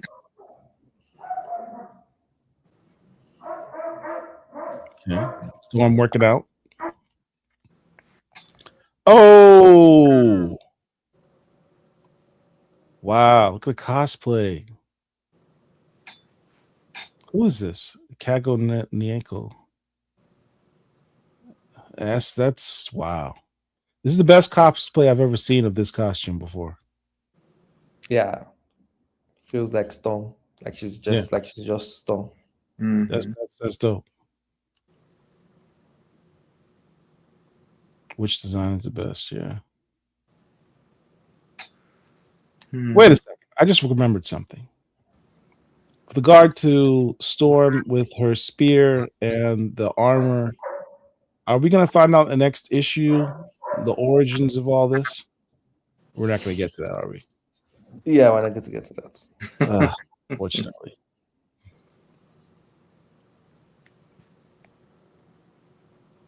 Wow. Look at the eyes.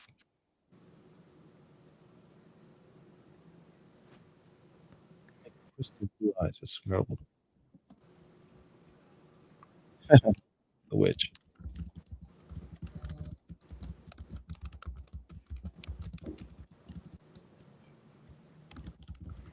Excuse me. My producer's saying we got a lot of questions to get to. So let's run through these and get to your questions. All right. Let's make him big, Derek.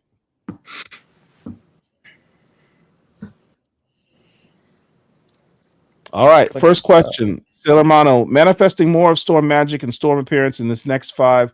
We really need some storm magic ASAP. We saw Storm Mother and Andari Lotus magic. Does that connect to Storm's own magic?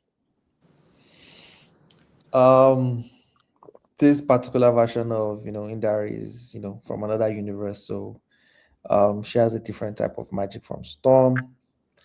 We'll see Storm do something good, something enviable in the next issue, but it's the magic side of it is not as in your face as you would expect. Some subtle magic. Before we go with any other questions, please, everyone take a moment right now and hit the like button. We're going to pause the show until everyone hits the like button. I want everyone just take a poke it, hit the like button. Please share the video. I don't know what's going on with the algorithm on YouTube. We keep getting our videos suppressed. Share the video across your social media, any platform. I don't care, whichever one you have. Hit the like button, share the video. And if you're new to the channel, welcome. Subscribe to the channel. It doesn't cost you nothing. Just go ahead and subscribe to our channel, if you would, please. Everyone take a moment, hit the like button. That's how we help us to do what we do every week. Small price. Thank you. All right, next question. Also, what's the official name of Storm form when she took down Infinity? Black Vortex Storm, Elder Storm, Godhead Fully Manifested Storm, Godhead Storm? There's no official name as of yet, so maybe somebody else will do that. But my favorite has been Elder Storm. I've been loving everybody saying that. Yeah. I like the Black Vortex Storm. That's crazy. I thought we were going to see FURAHA as a child. Was the plan always to have Storm meet the older version of her? The next issue kind of answers that question a little, but my plan was always that we would see different versions of her, basically. All right. Did you and Paul collaborate for issue number 4? Are some of those Yardies and Maypen Paul's people? More than likely, yeah. There may be some Haywoods out there, So hopefully they didn't get stomped on by the Sentinels. Does ORORO carry with her a kind of metaphysical seed capable of triggering the process of death and creation of the multiverse cluster, since her destiny is intertwined with that of the universe? Interesting question. That was a good question. Not the process of death, but maybe a little of creation, since she's now connected with eternity. That's a very good question. That was an eclectic, blurred niche level question.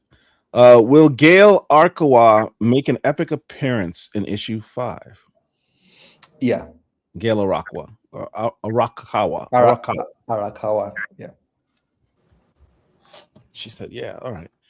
How come Maggot ended up in the Elysian Field instead of Oron Rare or the realm of Oku? The realm of Oku. The reason is South Africa. If you read some of the X-Men comics that featured Maggot, he doesn't like going back to Africa. He doesn't like it. Mm-hmm. So I didn't think his idea of a resting place would be an African resting place.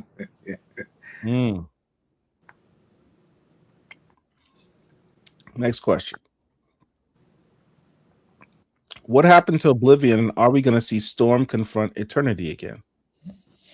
Too much of a spoiler. Ooh, that means you asked a good question. How come ORORO doesn't have Wraith, since she has died at least 4 times? Also a good question. I was keeping them for a final battle where she has to fight 4 different versions of our wraith. Wow. 4 different versions of her at different points of time and power. Will we ever see Storm get her mother Ruby keepsake again? That's a good question. There's so much lore with this Ruby. Storm Ruby came from the Madripoor set. The Ruby was treasured to heirloom. We need it back. I can't answer that question. It's too much of a spoiler, but let's just say we will see the Ruby in some form in the next issue. That's heavy. Now my brain is spiraling. Okay. Yeah. Does Death and Igun have a connection? Ooh, also good. Man, y'all look. Yeah. I understand that y'all have had 2 months to think up questions. I'm very impressed by y'all tonight. Very impressed. It's something I've been thinking about too, but I don't know if I should pull the trigger or not. I want Igun to be his own thing, but I also don't want him to be, I've been playing around with it.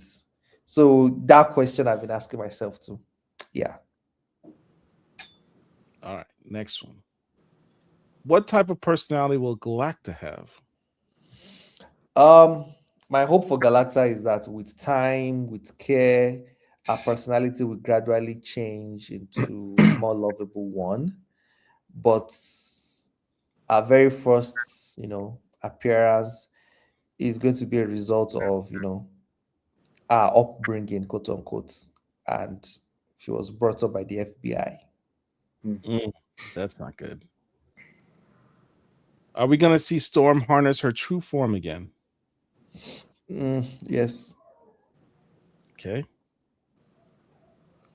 Congratulations on your Eisner Award nomination. How do you feel? Thank you. Does Marvel have plans for you? After all, Storm was the only mutant character from the comics to be nominated. True facts. And I think she was the first black female character to ever be nominated for a solo series. Am I mistaken? Was Moon Girl? I don't think so. I don't know. I hadn't thought about that. Well, we can't say first since she's been nominated alongside Absolute Wonder Woman, even if you don't remember previous ones. Yeah, it's true. So yeah, I feel good. I feel really happy. I feel blessed.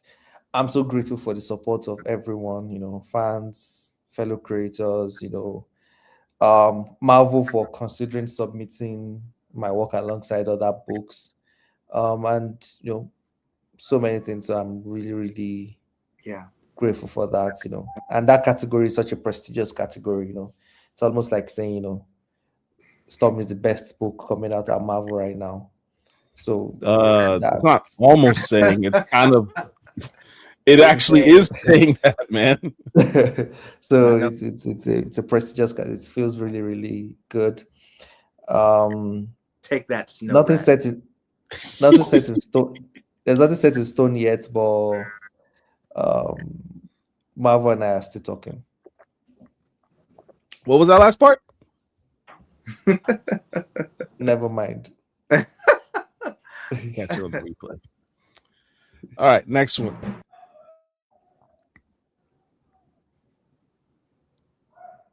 Does Storm have connection to all these afterlives? No, but she has Sugar to help her visit them. Okay. Since ORORO is connected to Eternity, does she have an entity similar to Abraxas inside of her? Wow. The previous question, because Storm is the avatar of life, metaphorically, so we don't try to connect that with the afterlife because afterlife is synonymous with death. Right. So that's why. Storm doesn't need an Abraxas inside of her. She still has an Abraxas living in her house. He's still down there. It's funny. Next question.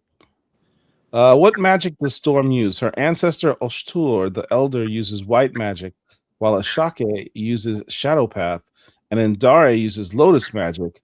What would Storm use? Is it ancestral magic, dark magic?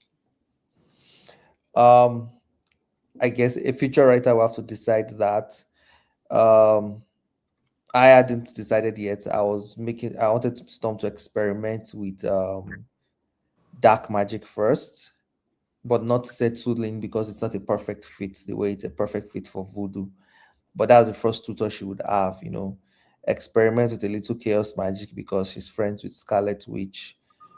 But it won't also be a perfect fit because, like Scarlet Witch said, you have a parasitic relationship with Order. Right. So it's not going to be a fit. So until she finally finds that one. But I was also trying to do that search to find that one, but nothing yet. Does Wanda's investigation with the depths going around on Storm get a concluding answer in issue 5? Yeah, we would see the answer to the investigation in 5. Okay. Is this series going to continue? Apologize if I missed this already. Apparently not. No apologies necessary. Issue 5 will be the last issue of the run. All right. Will we see Storm practice magic like she did in Rogue Storm? Also, you said her hair glows when she nears magic. Could you explain more into that? I don't remember him saying that. That's cool. No, yeah, I said that Storm's hair is linked to a magical heritage, and every time she's gone to a magical location in this new volume, her hair glows. There's nothing to explain much, just it is what it is. Will she use magic like she did in Rogue Storm? No. She's still a novice currently, while in Rogue Storm, she was already nearing master's level. Did the waiting room that Wanda created during Krakoa still exist? Can Maggot use that to return to life? Oh, wow. Yeah, I think the waiting room still exists. Can Maggot use it to return to life? I think you still need help from an external body to do that. Next question. You said that Storm will always be connected to eternity in her life, and so is to entangle to the Marvel Universe. Does that mean we will see Storm interaction with eternity again? Too much of a spoiler. Wow. Okay. You guys are killing it with the questions. Also, Akajina and her demon friends aren't actually trying to save Susano, but they're trying to save Egun, right? Since he trapped in the core of the earth. That sounds spoilery too. Yeah, but I'm happy you're able to deduce it yourself. Okay. What form would you say she was in when she has what looks like horns? Is there a name for it? Yeah, that's what we say. Some people call Black Vortex form. Some people call Elder Storm. But what we saw in this latest issue is the incomplete transformation into that form. But it's still that same form. Okay. Are we going to name this form in number 5? I'd love for it to be able to be referenced easily like Rogue Storm. Yeah, I'm sorry. That's my bad. I didn't do my job as well as I should. But it shows up in issue 5, but we don't still get a name. We'll start a campaign in the next episode. Was the Black Lightning inspired by Doruro from Naruto? Not really. I'm not sure where it came from. It's probably subconscious. The reason why I'm not giving the name to that form yet is that design and that form is not completely created by me. It's something I brought back from a previous Storm design and just tweaked it a little to be more modern. So I don't know. I'm always weary to put a name to somebody else's work, I guess. I think that's what happened. If it's the ones that it's completely created by me, it was easy to just give it a name, like Primal Storm, like Brutal Storm, Eternal Storm, things like that. Here's a good question. Will Storm Black Lightning be canon in other future Storm comics or appearances? I think it's up to the writer that takes over. Yeah. What kind of music were you listening to when you wrote these series? It's changed a lot, but mostly It was Brazilian funk and trap. Those are completely incongruent. What's for Storm after this comic? What's for you after issue number 5? I don't know yet for either of them. But I'm working on proposals. I'm working on some secret projects. All right. Are we going to get a Storm omnibus? I don't know yet, but I don't think there will be a Storm omnibus by Murewa. At least it might just be a Storm omnibus that collects all our solo stories. We needed 5 more issues to have that omnibus, but I think everything is coming to an end before we get those 5. Kind of pisses me off. But are we gonna explore more on this alternate Indari and why she's so darn powerful? Man, if I get the opportunity, I would love to. She's a very, very interesting character. I do have a question about that. Someone mentioned Indari has in this comic has lotus power, lotus magic. Is that just the alternative version of Indari, or does Storm's actual mother tap into that same level of magic in your headcanon? It's the alternate version because we don't even know if Storm's mother can perform magic like that. It's like it skipped a generation. I see. Dr. Voodoo and Gore versus Storm? More like Dr. Voodoo and Haddad versus Storm kind of thing. Aren't relations between Marvel and DC better now since they had so many crossovers in recent months? Yeah, it's the fact that it's better. That's why everybody has to be careful because you don't want to be the one that ruined the growing relationship. Was that bearded giant stuck in the source wall inspired by the maestro, or did the artist have free range of the wall God designed? They had free range. Yeah. But yeah, I noticed that they looked like maestro too. What magic does her mother Indari use? Lotus magic? Spiritual magic? She also uses science and magic. She uses science and magic. I don't really put it in my head which exact magic she's using too much, because she's just a powerful being that can do so many specific things. Was the variant of Storm's mom inspired by Q from Star Trek?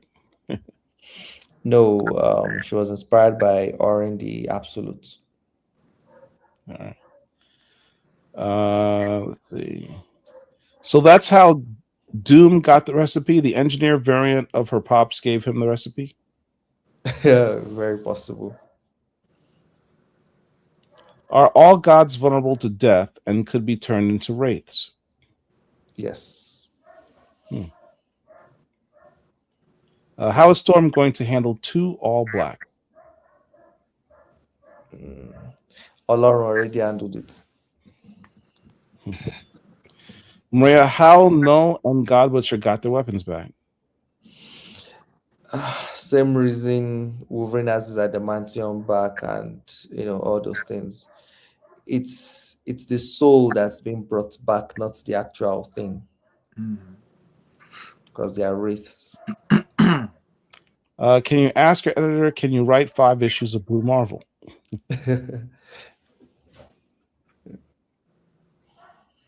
One of the most discussed topics on various websites, such as Comic Book Bleeding Cool, is Storm passing through the Jujutsu Kaisen panel. What do you think of this reaction among websites and anime fans?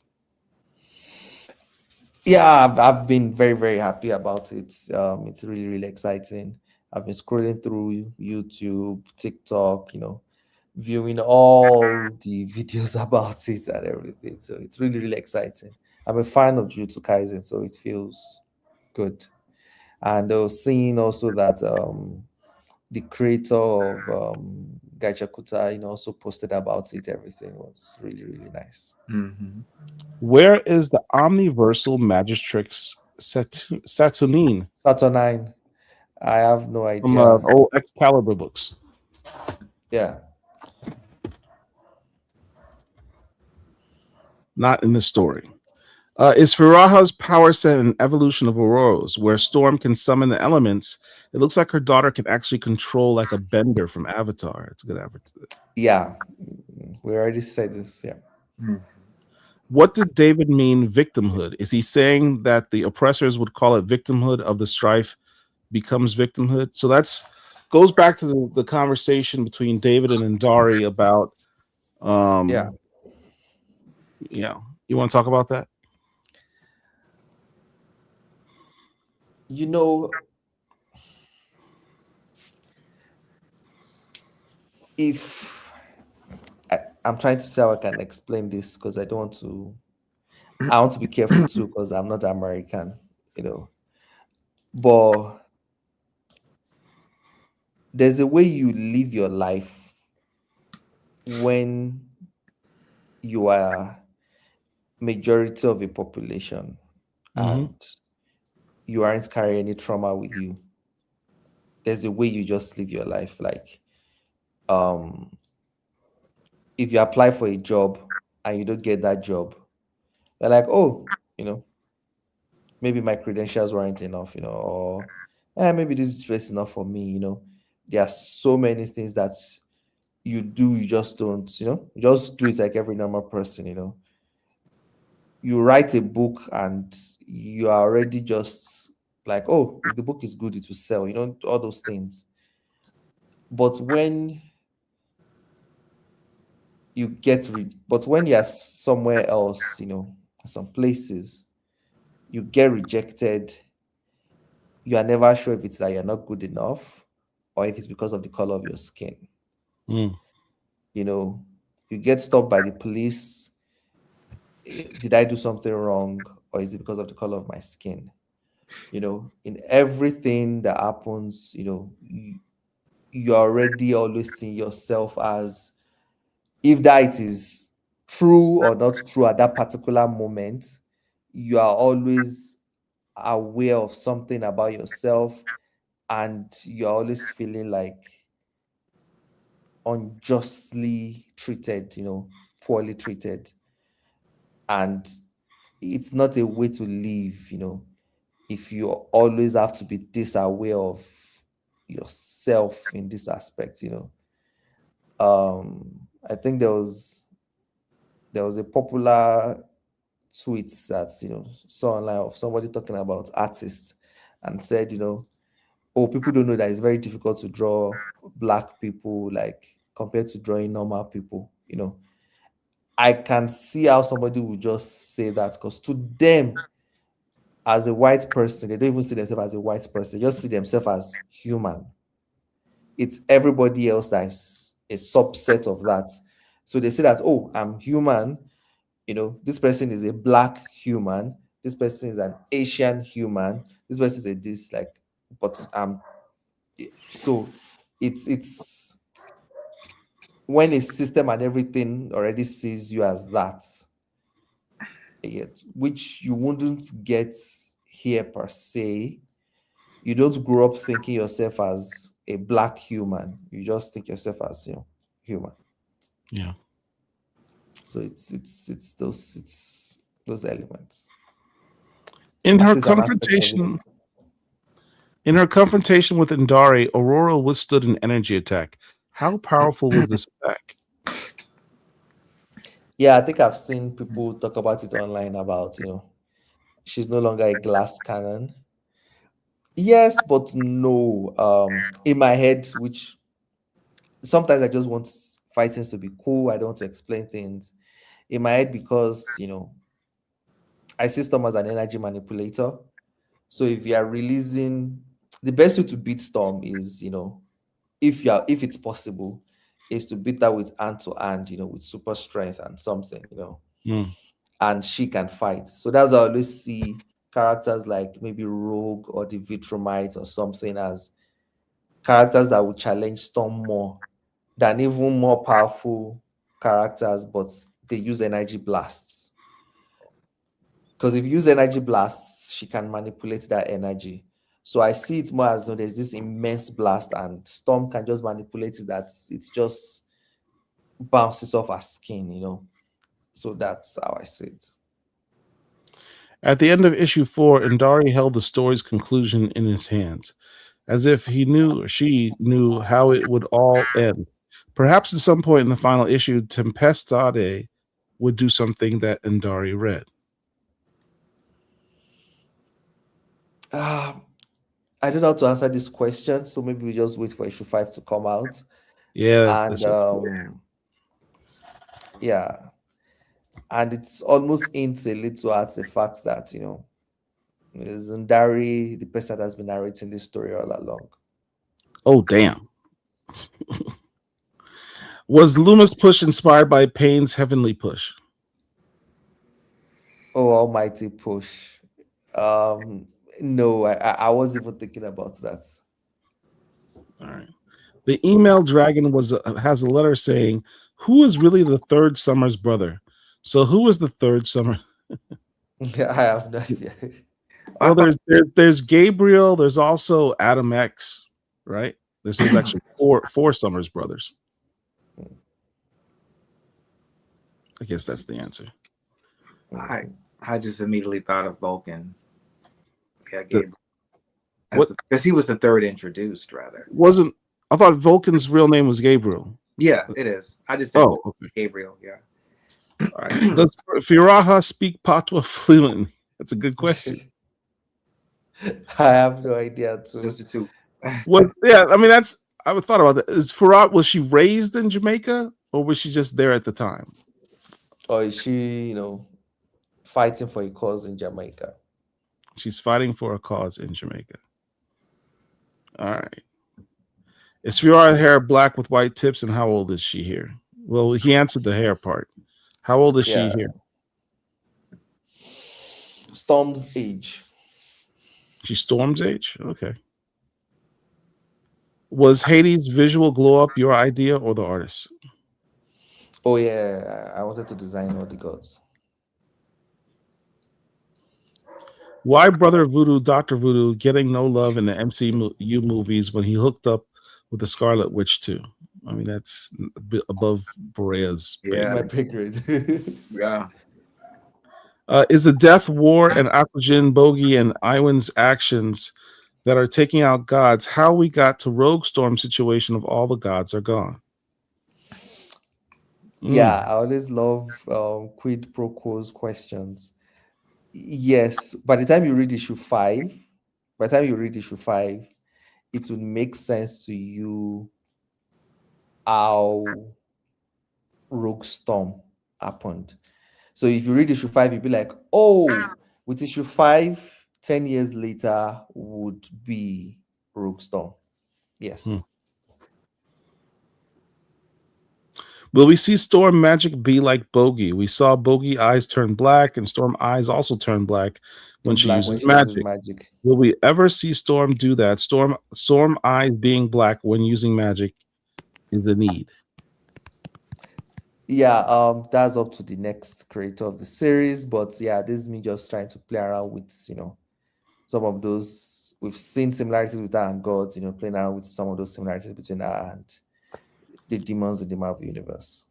You said that's up to the next creator of the series. Do we know if there's going to be another Storm series? I don't know. Is number 5 going to name Storm's god form? No. We keep seeing and hearing about Wakanda in an attempt to attack it, but what of its protector, T'Challa? There's a lot of talking without T'Challa. Will he be making a grand appearance in number 5? I don't want to know that. He's supposed to make an appearance in the next volume as the King of Death. I've been building up to, like you noticed, I've been building up to Wakanda, and you know, relationship that gods have had and everything. Well, we got cut short before that. Sorry. That was the storyline we're going to get. Yeah, the armor, the interest in Wakanda, the fact that Wakanda is the nation that Bogey was supposed to, Akujin was supposed to attack, you know, we're gradually leading there. Yeah, it's Death was supposed to attack Wakanda. He was supposed Get to. its vibranium. T'Challa's the king of the dead. Yeah.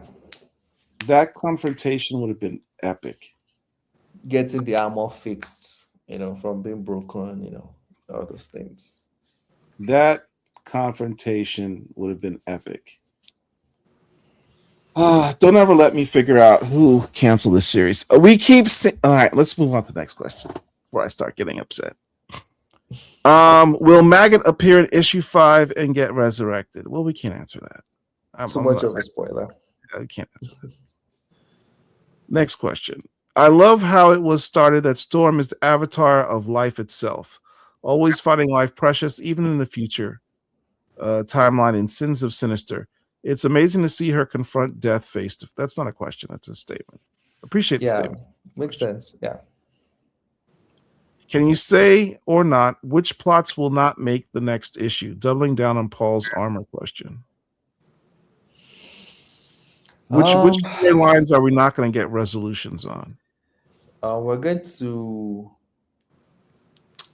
get some Akujin things. We're going to get some Dr. Voodoo and Death things. We're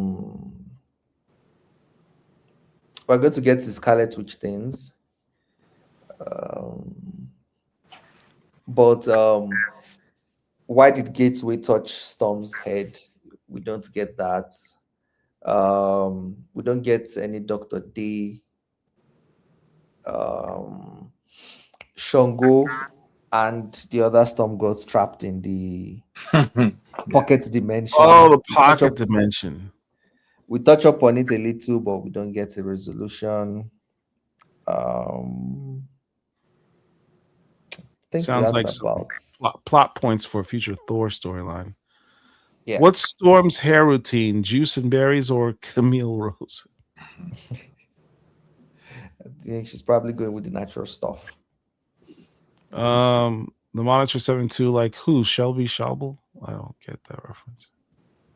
That was a false. I don't know what that means. Next question. Is creation energy or force the same in all multiverse clusters?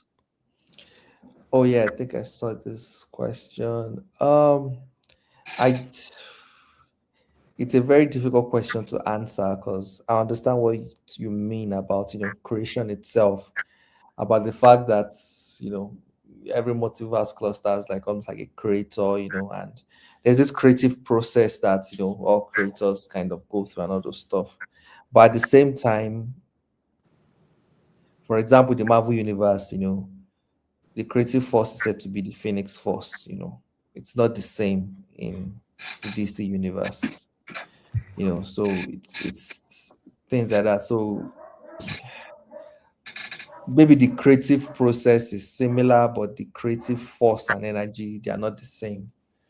Different things create different things in different multiverses. Is the Demiurge like the Phoenix Force's little brother? Because they both are part of life and creation.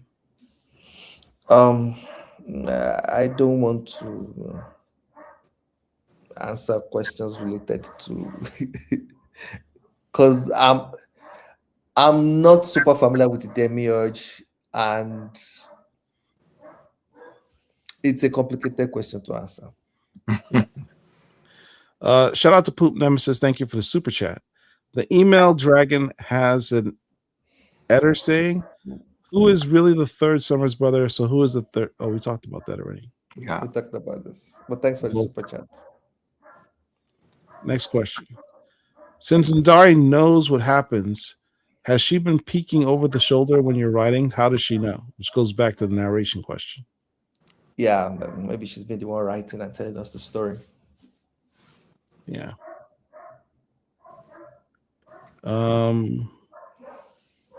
Well, next question. No, I think that's all. Was that it? Yeah. That's it. Oh, what happened to Oblivion? He died. He's dead. Dude's 5,000. he was killed. Yeah. All right.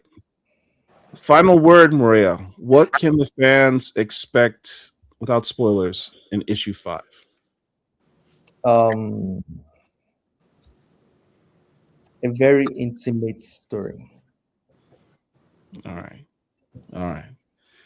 And Next thank you, episode of everyone. Stotmwatch is going to be a huge, huge blowout. Yeah. Thank you all for joining us tonight. Please hit the like button. Just hook a brother up. Hit the like button. Share this video on your social media. I really don't care where you share it. Just share it somewhere. Try to get the message out. And if you're not subscribed to the channel, please subscribe to the channel. But most importantly, go ahead and hit the like button. Want to thank you all for joining us tonight. You had incredible questions. You guys are true hardcore fans of Storm, of Murewa's writing. Appreciate each and every one of you. Antoine, thank you. Cool. Murewa, thank you. Appreciate you. We'll see you guys next month. Yeah, in a few weeks. Thank you for having us. Thank you, everyone, for your support. Really appreciate it. Absolutely. You've made this journey the best journey I've ever been to in my life. Thank you very much. And congratulations again, Murewa, for your well-deserved Eisner nomination. Yay. All right. Black Comic Lords, we got you.